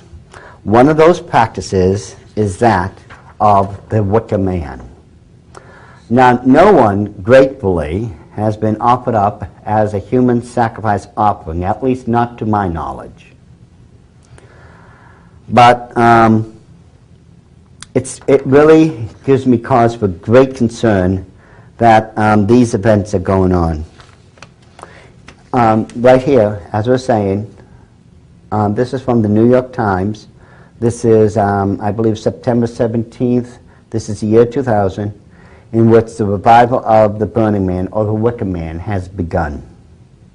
You will notice all it is, it's the same practice, it's just, a different rendition of that human effigy.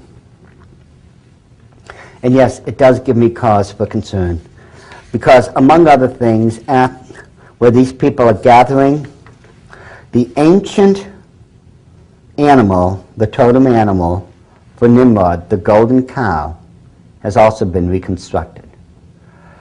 This is the same creature that the Israelites had fallen down and worshipped at the bottom of the mountain of Sinai when Moses had vanished, and Aaron was forced to make a golden cow for the people to worship.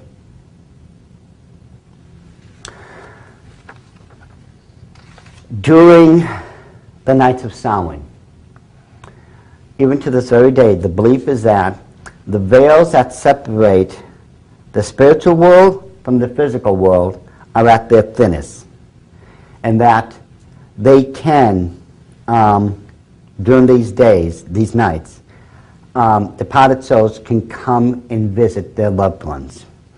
Now, this is only done once you light the great bonfires, or what's known as the bale fires. Once these bale fires are lit, they act as a beacon to those departed souls in the spiritual realm for them to focus on. This will allow them to cross over and enter into our world. But the problem here is no one and nothing says that these spirits that are crossing over are going to be benevolent or good spirits. Nothing guarantees that. So what the Druids came up with, they first would devise these headgear and masks that was absolutely horrifying. They looked like demonic creatures, and they painted these symbols and other things on their robes. And all these things were supposed to keep those malevolent or bad spirits in check. And of course, we have those things nowadays. This is, of course, where the origin of the Halloween costume comes into play. Halloween is nothing but the recreation of the worship of Samhain, the Celtic lord of the dead, on his high and holy days. When we take a look at Halloween for what it is, well, kids are dressed up in these costumes, so are grown-ups. They go out trick-or-treating, don't they? And they demand a sacrifice. They get candy for it. Afterwards, well, they go home, and there will be these huge festivals like the Druids were doing, and they will be playing the same game, except we call it bobbing for apples. Instead of, throwing it into a cauldron that's boiling at 212 degrees, we'll put it into a cauldron or into some other vat or something with cold water and have the people dip their heads in it and get it that way. It's the same thing, though. And so the practice of bobbing for apples still continue on today, except in a much easier format, if you would. But these things are still going on. Some people will say, oh, well, none of this really goes on anymore and that it's harmless and all this. Well, you see, this one photo that I brought is a photo of Stonehenge. Now, what most people don't realize is that this Stonehenge is in an area of Washington State known as Maryhill. This, believe it or not, had been built back in the 1900s, the early past, to honor those people who died during World War I because they fought in Europe. Well, personally speaking, I don't think I would want that as my own memorial because it's nothing but the ancient reconstruction of a site where human sacrifice had been practiced. To this very day, Christians will try to counterfeit Halloween by having what's known as harvest festivals. This is absolutely reprehensible. All we're doing is just giving it another name, because people are still bringing carved jack-o'-lanterns. They're still giving out trick-or-treats, candies, and other things. They're still playing bobbing for apples, and I know of many of those places and Christian churches now that are still having Halloween parties at the churches where people come in these costumes. I know, I've seen it myself. We have got to make a decision one way or the other, my brothers and sisters. It's time we call it a halt to all this and say, either I am going to serve Jesus Christ all the way, and that doesn't mean you're not going to make a mistake or that you're not going to sin. It doesn't mean you end up perfect. But what it does mean is you're going to finally get out there and do something for the Lord, or you're just going to stay on this side and do nothing.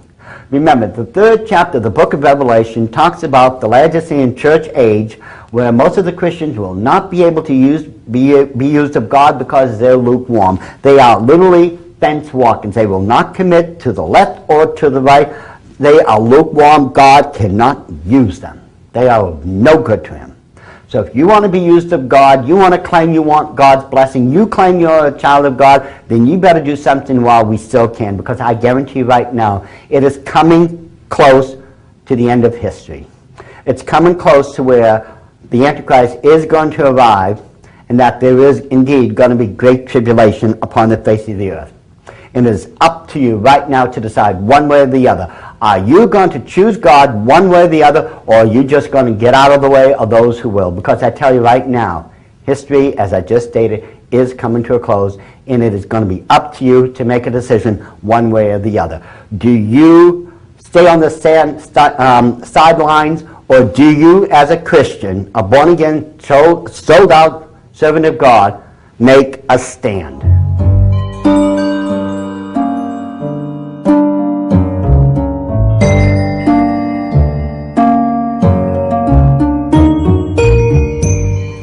The next occult holiday that we're going to look at is called Valentine's Day. Now, what could be so wrong about having a day set aside for lovers, people who want to send hearts and flowers and candies to people they love and care about? Well, once you understand the origins of Valentine's Day, I think you'll think twice about this holiday. Remember, traditionally it is celebrated on February 14th, which is 13 days away from the human night sacrifice known as Imbolg.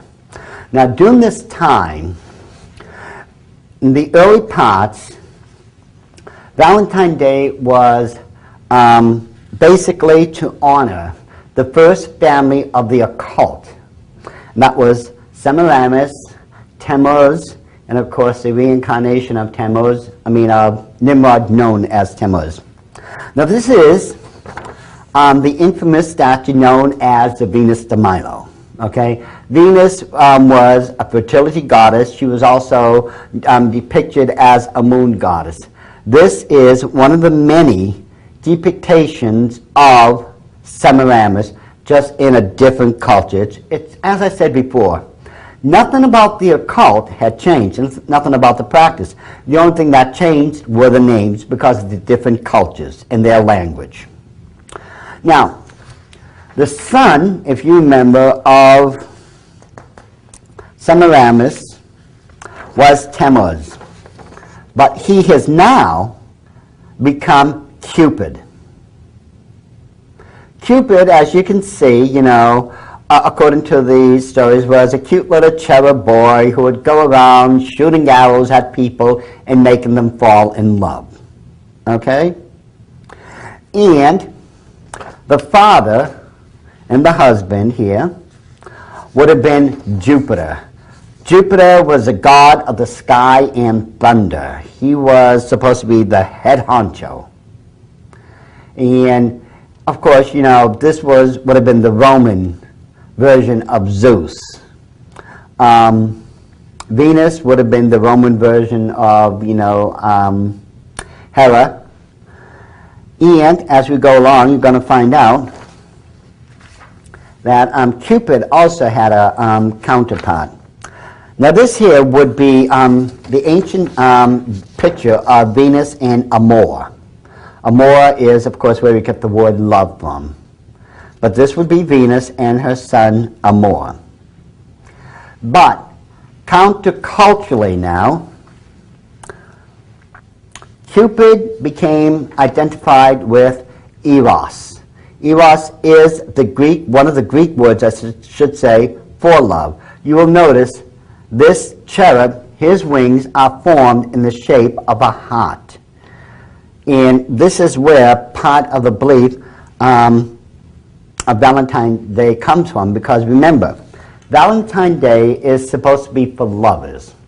It was always believed that the seat of everyone's emotions lied in their hearts. So the heart was the target of love, and that's why this Eros here, that is why his wings are in the shape of a heart, because it is supposed to be the seat of all emotions, and this was supposed to be the area, the human heart, that he could affect with his arrows. And of course, you know, here's one of those cute little drawings we find of Valentine's Day. Now, if you were a faithful follower during what we now call Valentine's Day, you would go to the temples, just like the ones in Babylon during this time of the year, and you would offer up candies or sweet pastries or spring flowers. And it had to be spring flowers if you were going to bring flowers, because the goddess, who has been asleep in the earth now, once the stag god took over during the nights of Samhain, once he took over, the spring goddess basically went into the earth and hibernated. And now, during this time of the year, she's beginning to reawaken. She's coming back. And so one of the offerings you would bring her was spring flowers, if you could find them. And this basically is where you get Valentine's Day for. Yeah, you may believe it's a simple enough day in which we honor lovers and all this, but as you can see, it's really nothing more than an honoring of the first family of the occult world, that being Nimrod, Semiramis, and Tammuz. All we're doing is honoring and practicing the cycle of the wheel of life, to where Semiramis is coming back, and we're offering all these wonderful gifts to her. This has nothing to do, ladies and gentlemen, with anything that is good and moral. This is nothing but a sick, twisted practice that's been going on in the occult world for more than 5,000 years. And it's really up to us, you know, as Christians, to make a stand, to make a choice, to say, I am not going to practice this anymore. This is not godly. This is not biblical. This has nothing to do with God. It's straight from the occult world. Now, if we're to tell everyone we're Christians, then it's time we start acting like them. And it's time we start taking practices like Valentine's Day and start practicing them. Stop growing your children, you know, to believe in these things. You need to stop doing these things. You need to just stop sending out those cards and everything. You need to just stop it, period.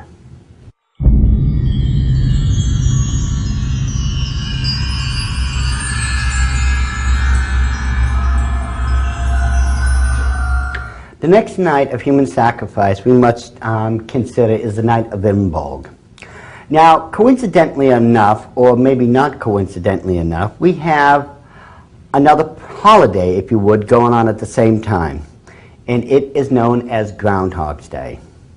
Now, what could possibly be so harmful about having, you know, a furry, cuddly, cute little creature and having a holiday about it? What could possibly be so harmful about it?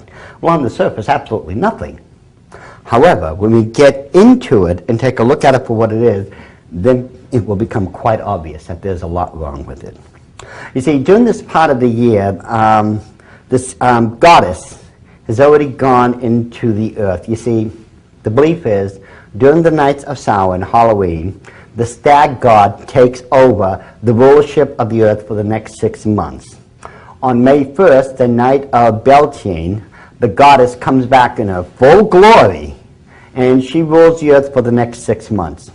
Now, before May 1st, there's going to be signs of her reawakening, or reincarnation. And this begins slowly during February 1st, or 2nd, during the night of Imbolg, or what we call Groundhog's Day. And she will slowly come back on March 21st as the spring goddess. She'll come back as a spring goddess. May 1st, she comes back in her full glory as the mature mother.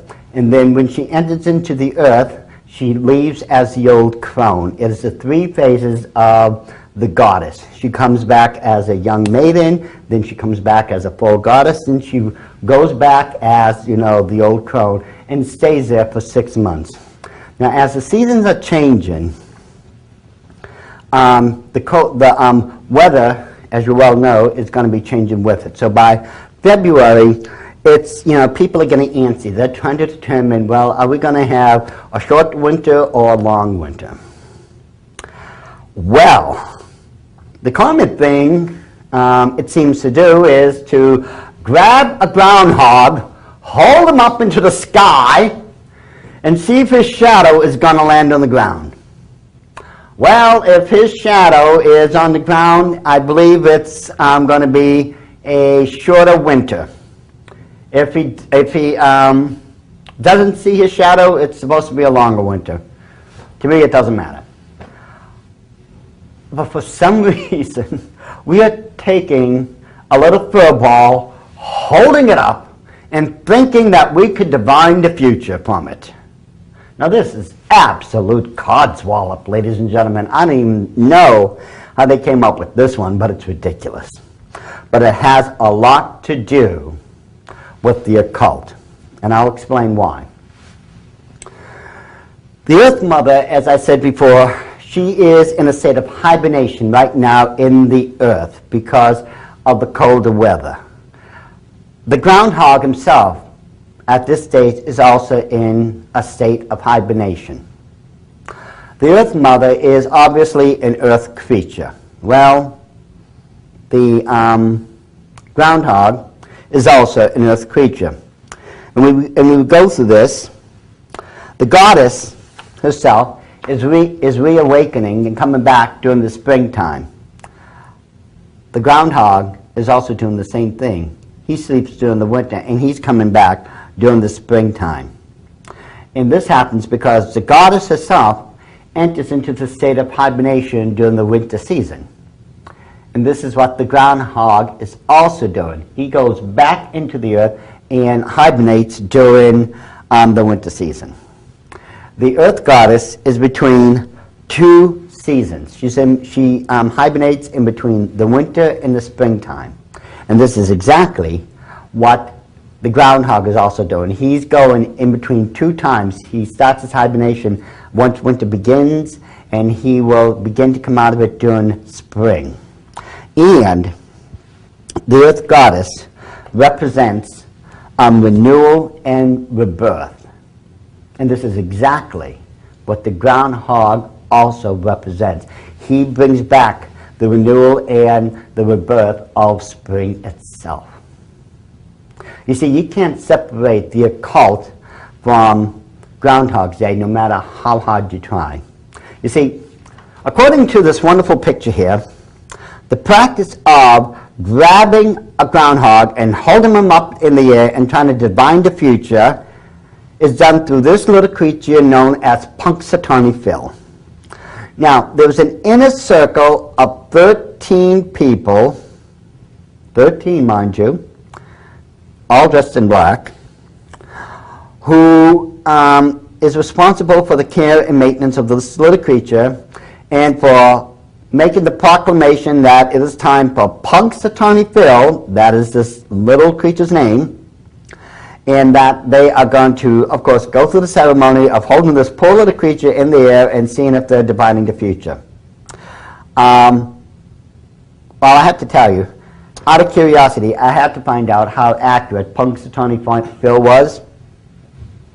He's only, ever since this practice began, I believe it's been a little bit more than a century now, he's only been accurate a little bit more than 30% of the time, and that's it.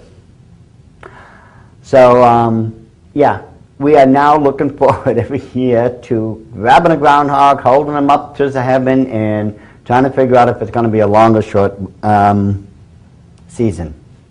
I think the long and short of it is that people have finally lost their reasoning. I think they're becoming absolute mad. I think they're becoming barking loons here. I mean, something has to be terribly wrong when you actually think you can hold up a woodland creature, a cute furry little thing, and divine the future from them.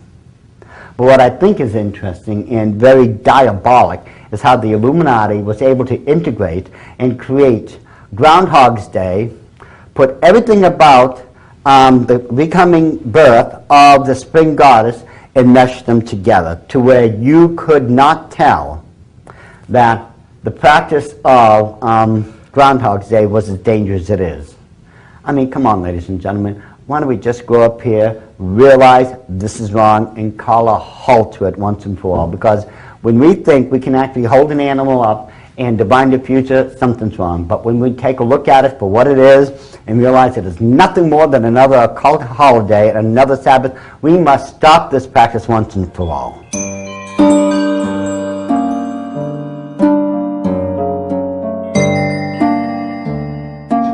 It is on May 1st where the second highest night of all the 8 nights of human sacrifice, known as Beltane, is begun.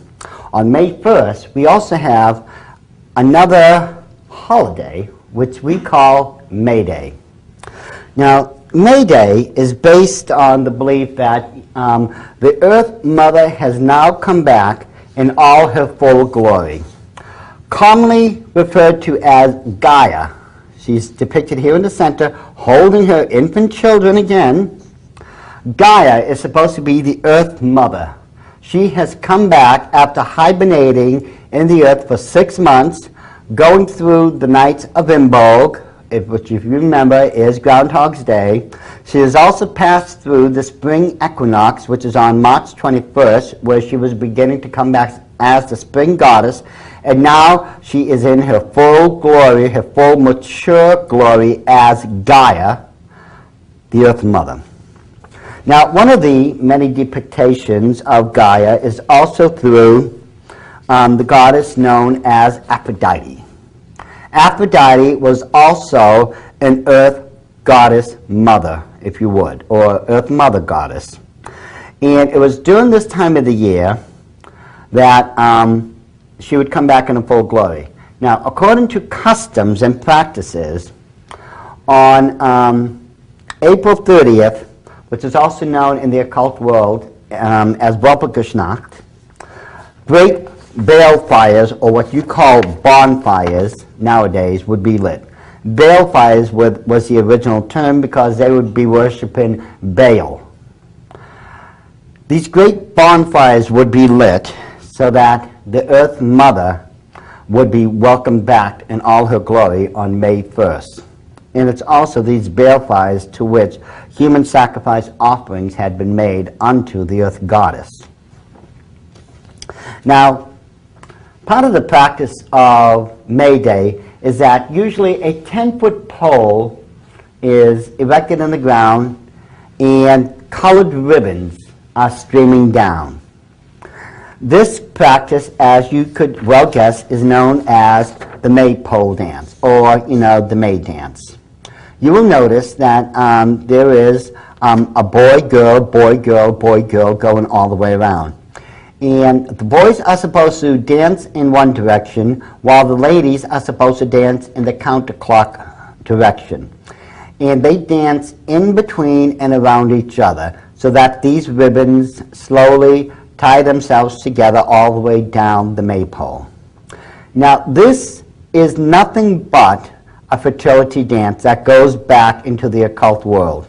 You see, the maypole itself represents the male phallic symbol, and they dance in this circle, which represents the female reproductive organs, And by intertwining the ribbons themselves, this shows the act of procreation. That's all this dance is a dance to honor the fertility goddess in all her glory, Mother Gaia. Now, throughout this day, it was believed that there was these little fairy creatures, and they were called fairy creatures. They're not, the little Tinkerbell, sweet little things that Disney and the others try to push off on us. They were bad little mischievous creatures who would roam throughout the countryside on Beltane and give everyone grief. So, in order to keep these creatures under control, excuse me, white hawthorn was used. White hawthorn would be tied in ladies' hair. Some would tie them around the front doors and the back doors and windows of their homes. But it was believed white hawthorn and the sound of bells would drive these evil little creatures away. Now, the practice, and it still goes on to this very day, that there is a May Queen and a May King. This May Queen is nothing but the Queen of the Earth, Gaia, or if we take it all the way back to the origin, Queen Semiramis. And I love these old photos. You will see this young lady here has been crowned as the May Queen, and over here would be the young man who was crowned the May King.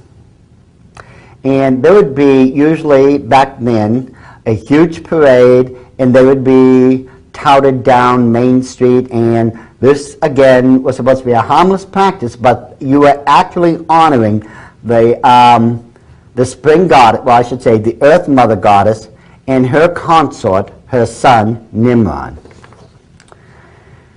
And one of the last, what they used to do, and I remember this, a lot of them, the Earth Goddess, would actually be put in these little niches or temple-like areas where they were supposed to remain for the whole day, because they were supposed to be representing the Earth Goddess, and because of this representation, that country or that county was supposed to receive her blessings so long as this young lady would remain there for the day. And so, as you can see, ladies and gentlemen, this again is just another perversion of an occult Sabbath or occult holiday that's been going on for thousands of years. This particular one is known as May Day. May Day has absolutely nothing to do with Christianity. And I personally hope that Christians don't have anything to do with this particular day, but in the occult world, the spiral dance of the maypole still goes on to this very day. As I said before, Gaia is supposed to be a fertility goddess. And so these perverted occult practices are still going on to this very day. What we're going to do about them?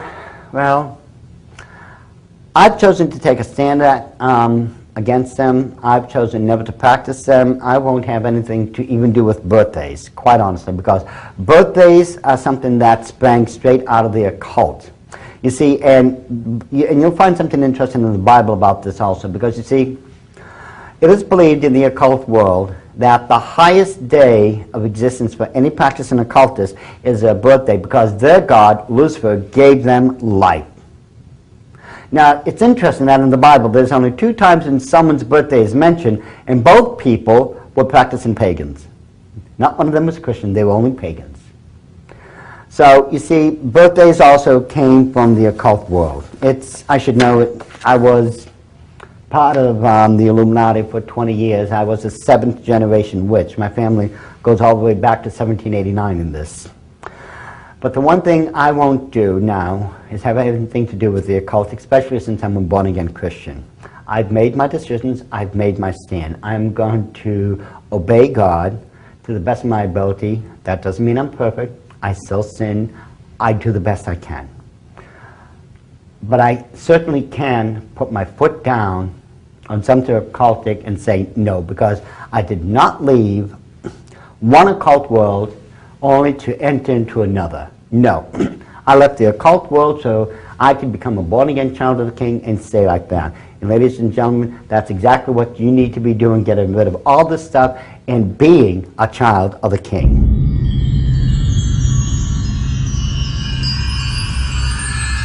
The last occult holiday that we're going to look at right now is St. Patrick's Day. Now, who wouldn't want to be Irish for a day, according to what people are telling us? And what could possibly be wrong with anything about St. Patrick's Day? Well, there's a lot wrong with it. You see, according to the story, St. Patrick was a Catholic priest who came over to Ireland. And one version of the story tells us that he drove all the snakes out of Ireland by some miracle of God, which is why supposedly there's no serpents in Ireland to this very day. The reality states that he was a Catholic priest who did try to bring Christianity over to Scotland, Ireland, and to England, and he is venerated as a saint to this very day because of him trying to convert people over to Catholicism. Now, the practice of St. Patrick's Day, among other things, involves a mischievous, evil creature known as a leprechaun. Now, we have, once again, thanks to the Illuminati, given the leprechaun a nice cutesy little feel to him. We'll see him as, you know, Lucky the Leprechaun on Lucky Charms, or we'll see him on different shows where he's a cute little creature and all this. Well, when I was trying to find a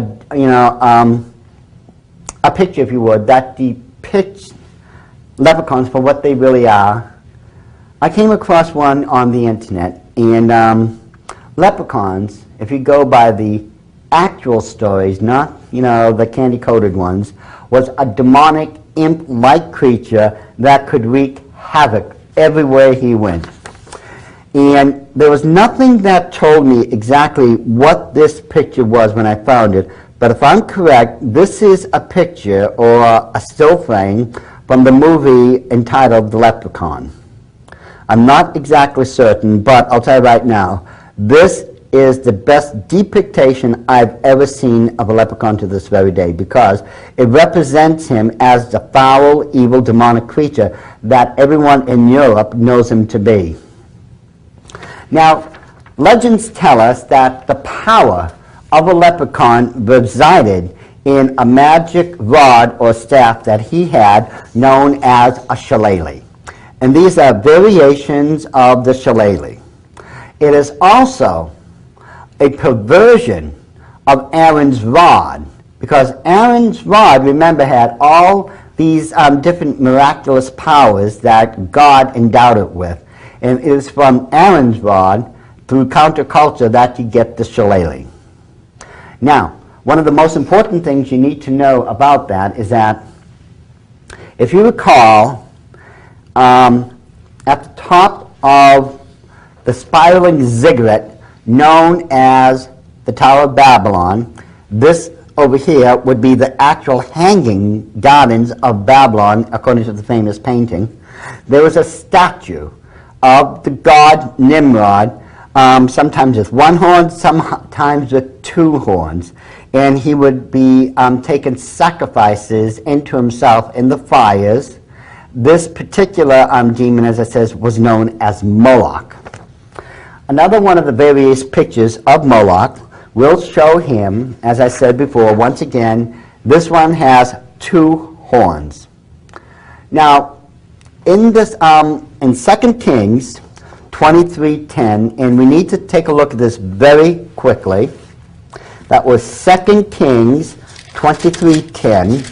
It says, "And he defiled Topheth, which is in the valley of the children of Hinnom, that no man might make his son or his daughter to pass through the fire to Moloch." Now, we have already discussed this before, ladies and gentlemen, but it's important for you to understand this creature here who is supposed to be a representation of Nimrod, demanded human sacrifice.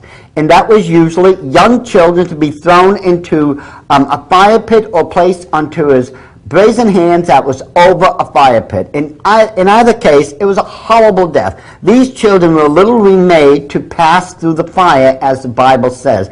And this practice was so well known and unfortunately practiced that one area in particular became known, and that was the Valley of Hinnom.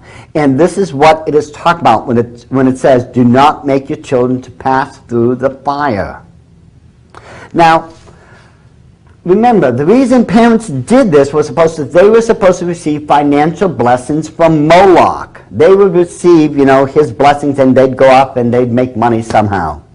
Now, there was a practice that goes on to this very day, in which people will wear one of those horns, and it comes in various sizes and shapes, and most of us have seen it before. Usually it's in one of these forms. This is the one over here on this side is the most commonly depicted one. It's in gold. These are commonly referred to as the Italian horn, but what they are, in actuality, they are the horns of Moloch. Each one of them, this one is in the shape of an antler.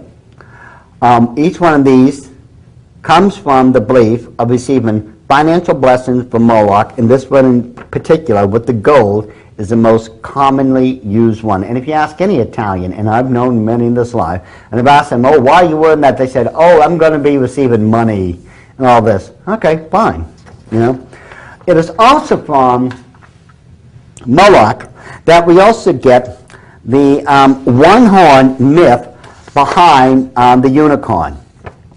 This is supposed to be one of the examples of a unicorn's horn. It spirals just like the spiraling ziggurat of the Tower of Babylon, and you were also supposed to receive blessings from this horn as a result of being able to acquire one, if you ever could, just like the Italian horn. This is where you get eventually the shillelaghs for the leprechauns. Now, according to the myth of the leprechaun, there was always a rainbow somewhere. You would see these magnificent rainbows in the sky. They were absolutely breathtaking. And at the end of the rainbow, at the very end of one, there was supposed to be an item that you could find. Now, if you could find this item, among other things, the leprechaun would do anything to find it back. This item in particular was a cauldron or a pot filled with gold. This cauldron that's filled with gold is the financial blessings that Moloch had promised you would get if you worshipped him by offering up one of your children as a sacrifice to him. And this pot of gold is also, referred to as a cauldron, because that's exactly what it is. It's a cauldron. And if you remember, it was these cauldrons, among other things, where human sacrifice had been practiced, where bobbing for apples had been practiced, where many other things in the occult mythologies and practices to this very day had occurred. So you see, there really is nothing about the practice of St. Patrick's Day that I want to be involved in. The fact of the matter is, when it comes to any of these occult holidays, I want nothing to do with them, because that's exactly what they are. In fact, there is nothing I want to do with any of these holidays. The Illuminati has once again managed to blindside us with their smoke screens, that being the holidays in this case. Through comparison and through looking through the Word of God, we have found that we have again been deceived, because we just didn't see this one coming. We can see the pattern, the numerical pattern that was used to put the 8 nights of human sacrifice together, and we also saw the patterns of the 13s to which these holidays had been lined up. Through personal experience, I can tell you right now, we need to stop this. We cannot serve 2 masters. The Bible says we are supposed to be part of the world, but we are not supposed to necessarily live in the world. I should say we're supposed to live in it, but not be part of it. And that's the problem. We want to have it both ways. We want to have 2 masters. We want to have our cake and eat it too. Let's say no to the occult, but let's say yes to these candy-coated, Christianized version of the same Sabbath. When I see that all these things are coming together again, as they had back in the days of Noah, as it was in the days of Lot, quite frankly, these things trouble me, and sometimes they scare me. I know what the prophecies in the book of Daniel, in Ezekiel, in Joel, Revelation, what they're telling us. And quite honestly, I didn't think I'd be alive to see all these things coming about, but they are coming about. The prophecies are being fulfilled. It's really up to you. I can't force anyone to give up any of their holidays. I can't. Even if I could, I wouldn't do it, because I'd be breaking one of the rules of God that He wouldn't dare break. I mean, He's given us each free will, and He's never stepped on anyone's free will either. This is something that we make our decisions, our choices by, and by those decisions, we will either answer to God for them, or God will bless us.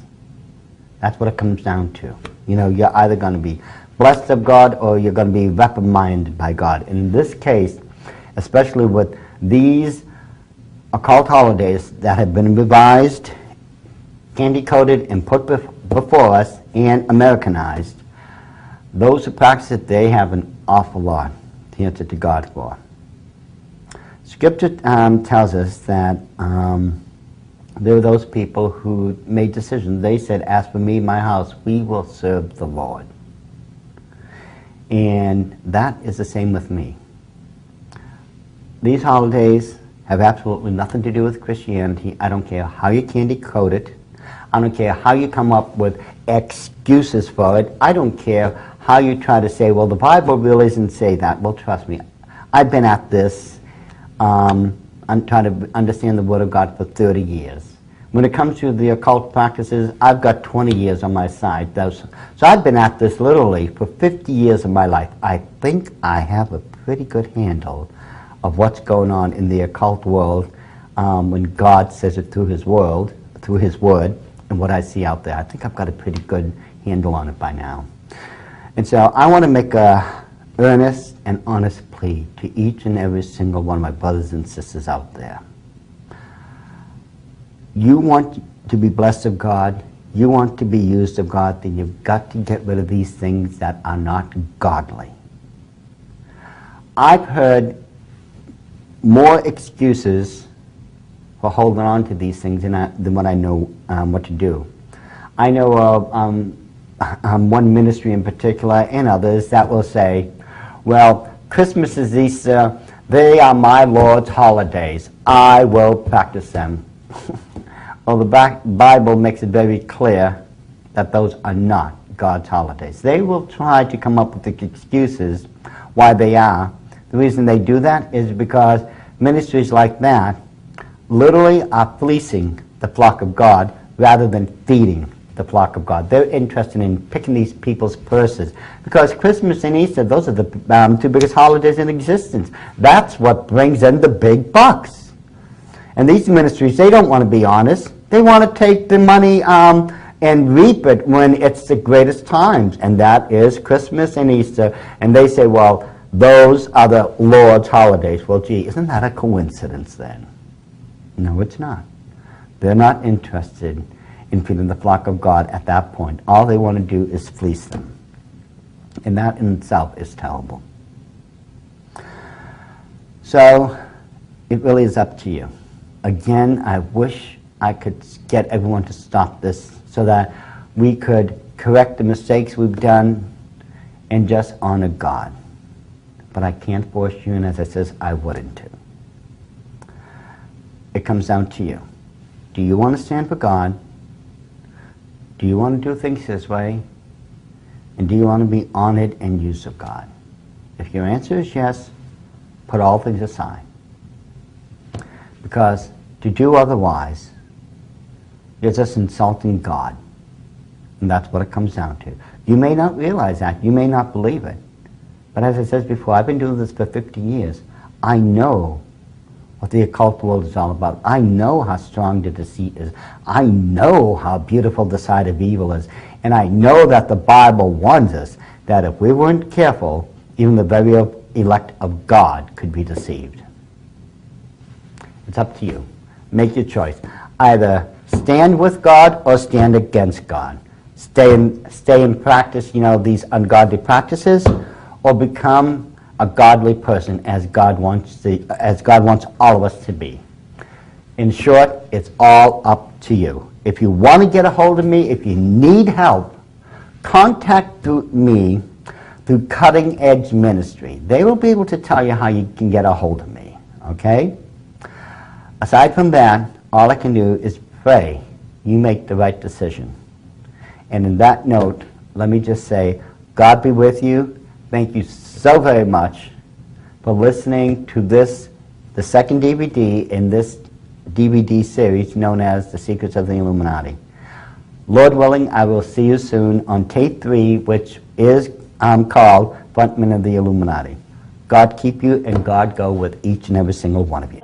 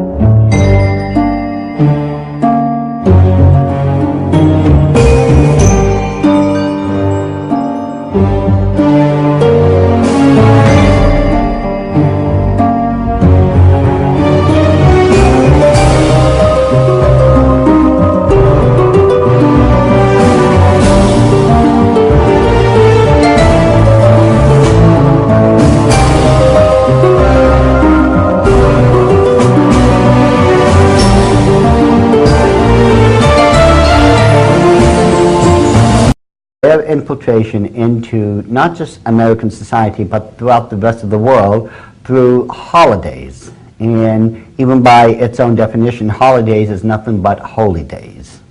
But we will get back to that.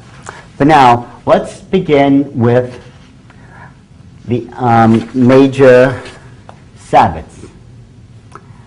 Now, as I stated before, the Illuminati, they observe 8 major nights in which they perform human sacrifice. The 8 nights of human sacrifice are December 21st, which is the night of Yule, February 1st, Imbolg, March 21st, Ostara, May 1st, the night of Beltane, which is the second highest night of human sacrifice on the Illuminati calendar, June 21st, Litha, August 1st, Lunisad, September 21st, Mabon, and from October 29th through the 31st are the nights of Samhain, or what some people refer to as Halloween. This is the number 1, the highest night of human sacrifice on the Illuminati's calendar. Now, there are 4 major seasonal markers that all people go by, especially those who are farmers. Those 4 nights which the first one would fall on December 21st, which is the winter solstice, March 21st, which is the spring equinox, June 21st, which is the summer solstice, and September 21st, which is the autumnal equinox. Now, when we take a look at how the 8 nights of human sacrifice had been arranged on our calendar, you're going to find something very, very interesting.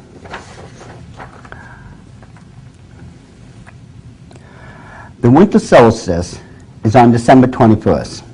Now, from that date all the way to February 1st, which is a human night sacrifice of Bimbo, there was a period of 6 weeks in between.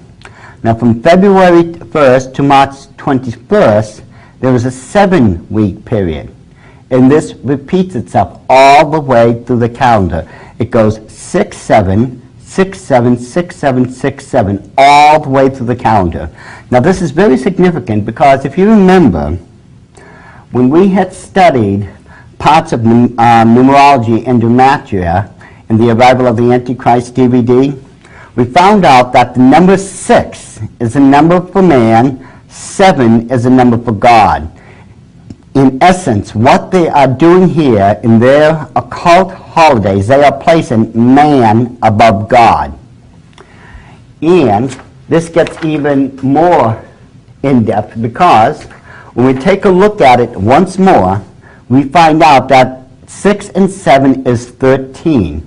We have another 13, 13, 13, 13 pattern running throughout the entire calendar.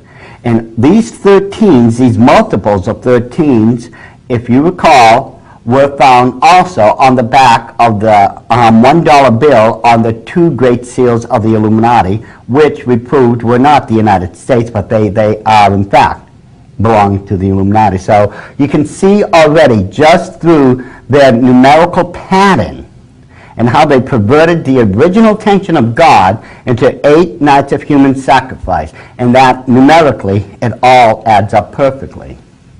Now, going throughout the calendar, we can find out and add other things to the calendar and a crescent moon. If you recall, in the first DVD of this series, which was called The Arrival of the Antichrist, the most ancient symbol for Semiramis was a crescent moon, and the most ancient symbol for her son was Nimrod. Here we have the star and the crescent moon of Nimrod and Semiramis.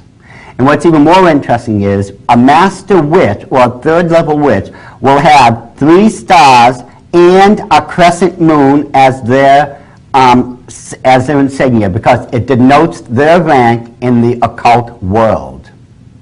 In the 2000 Olympic Games, we have now Semiramis holding the laurel wreath. And it is Semiramis, the goddess herself. And what's even more interesting is that since the Olympic Games are Greek in origins, I ask you this: why are there 4 Roman horsemen and horses here?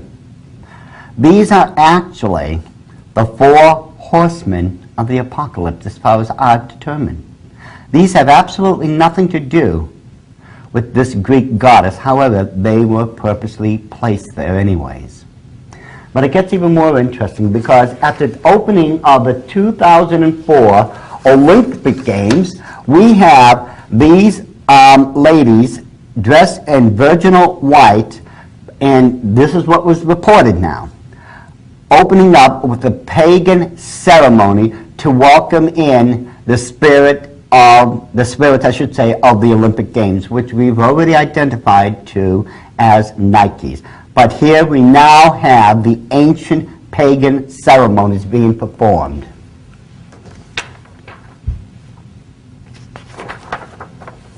And here is, of course, one of the coins that was printed for this for the Olympic Games. And here we have that spirit, again, one of the Nikes.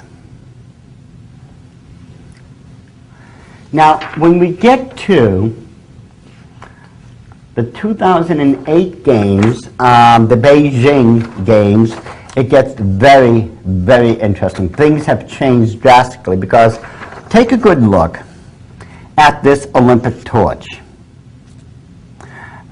Rather bizarre, if you ask me. It doesn't even really remind me much of a torch, hardly, because of the top. You know, something seems to be missing. But when you look at the spires, right here, the way they spiral, those are all sixes. Take a good look at those, ladies and gentlemen. If we were just to turn it, and I'm going to turn it like this, upside down, to make it easier for you. Notice they are all become sixes. Literally speaking, the torch of the Olympic game, the 2008 Beijing game, was completely covered in sixes. And you can see it very clearly here also.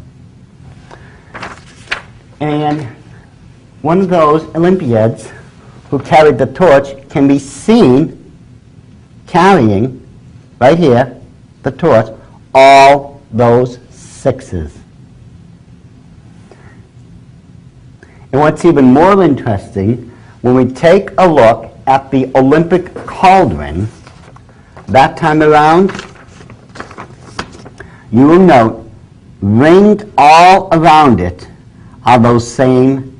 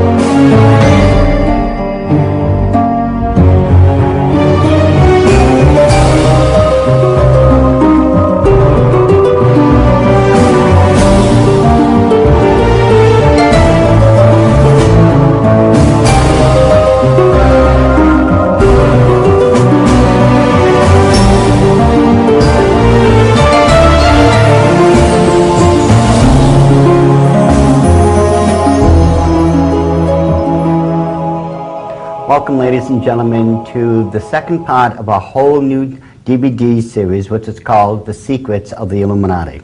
We are at part 2 of this DVD series, and it's called America's Occult Holidays. Now, we know, according to the scriptures, in Genesis chapter 1, verse 14, it says, "And God said, Let there be lights in the firmament of the heaven to divide the day from the night, and let them be for signs, and for seasons, and for days and years." So the calendar had been established so that man could indeed measure the seasons, grow crops, and live a good life. However, ever since the infiltration of the Illuminati into Europe, into America, and throughout the rest of the world, things became twisted and perverted according to their occult religion, which is known as Luciferian witchcraft. Now, In the first part of this DVD series, which was called The Revival of the Antichrist, we had shown that there was a numerical pattern that the Illuminati had operated by and through which they created the two great seals of the United States of America. Now, using a similar pattern, and they will use these patterns that can be tracked once you know what they are, they twisted and perverted the calendar to fit into their belief systems. And this is what we're going to start off with. And throughout the rest of this DVD, once we go throughout that, we're going to examine just how bad, after he paid for our sins on the cross of Calvary. Now, in order to measure this, this is how the Catholic Church, and this is the Catholic Church now, this is how the Catholic Church came up with trying to figure out the day of Easter. Because if you notice, it's always changing. It's not a fixed day. And the reason is because what they will do, they will turn to the human night sacrifice of Ostara, which is March 21st. Now, the next thing they will do, they will wait for the next full moon after March 21st. Whenever the first full moon is after that, the first Sunday after that full moon is when Christ was supposed to have resurrected. So in other words, they are using a forbidden occult practice known as astrology to determine when Christ had resurrected from the grave. This is their explanation from it. And if you don't believe me, ladies and gentlemen, you just go to your calendar, next time around, see when the next full moon is after March 21st, and I guarantee you the Sunday after that is going to be when Christ supposedly resurrected. But that's how they've determined it. I did not. Now, something funny has been going on with the Olympic Games ever since we celebrated 100 years of the modern day Olympic Games, because it started back in the modern days in 1896. And in 1996, something changed. The Olympic Bowl no longer was a bowl. Take a look, ladies and gentlemen. At the top of that scaffolding is what the newspapers, and this is what the newspapers reported, they called this the Olympic Cauldron. Now I want you to take a good look at this, because you notice it is, first of all, a red cauldron, because it refers back to the red shield of the House of Rothschild, and it had 18 jet flames, which is 6 plus 6 plus 6, and it is properly referred to as a cauldron. This is what the newspapers called it. This is how they referred to it. And this is one of the newspapers from that time, 1996. I want you to take a look very carefully, ladies and gentlemen, because off in the distance is that Olympic cauldron. This is what was now lighting the night skies in Atlanta. It's no longer an Olympic bowl, it is a cauldron. But it didn't end there. You see, in the 2000 Olympics, well, I should say, in the 1996 one, we had something else that was going on. At the opening of the games, this might be a little hard to see, because it's black and white, but these gold creatures were being summoned up to bless the Olympic Games. Those gold creatures are actually the spirits of the Olympic Games, and they are referred to as Nikes. Now, when we get back to what else was going on, it gets very, very interesting. Now, going and taking a look at the official logo of the 1996 game, you will notice that there are 3 stars here, similar days that we observe. One would be Christmas, which is traditionally held on December 25th. Then we have, of course, Groundhog's Day, And then, of course, there's May Day. These three fall exactly on those nights of human sacrifice. And, of course, last but not least, Halloween. But other days had been added.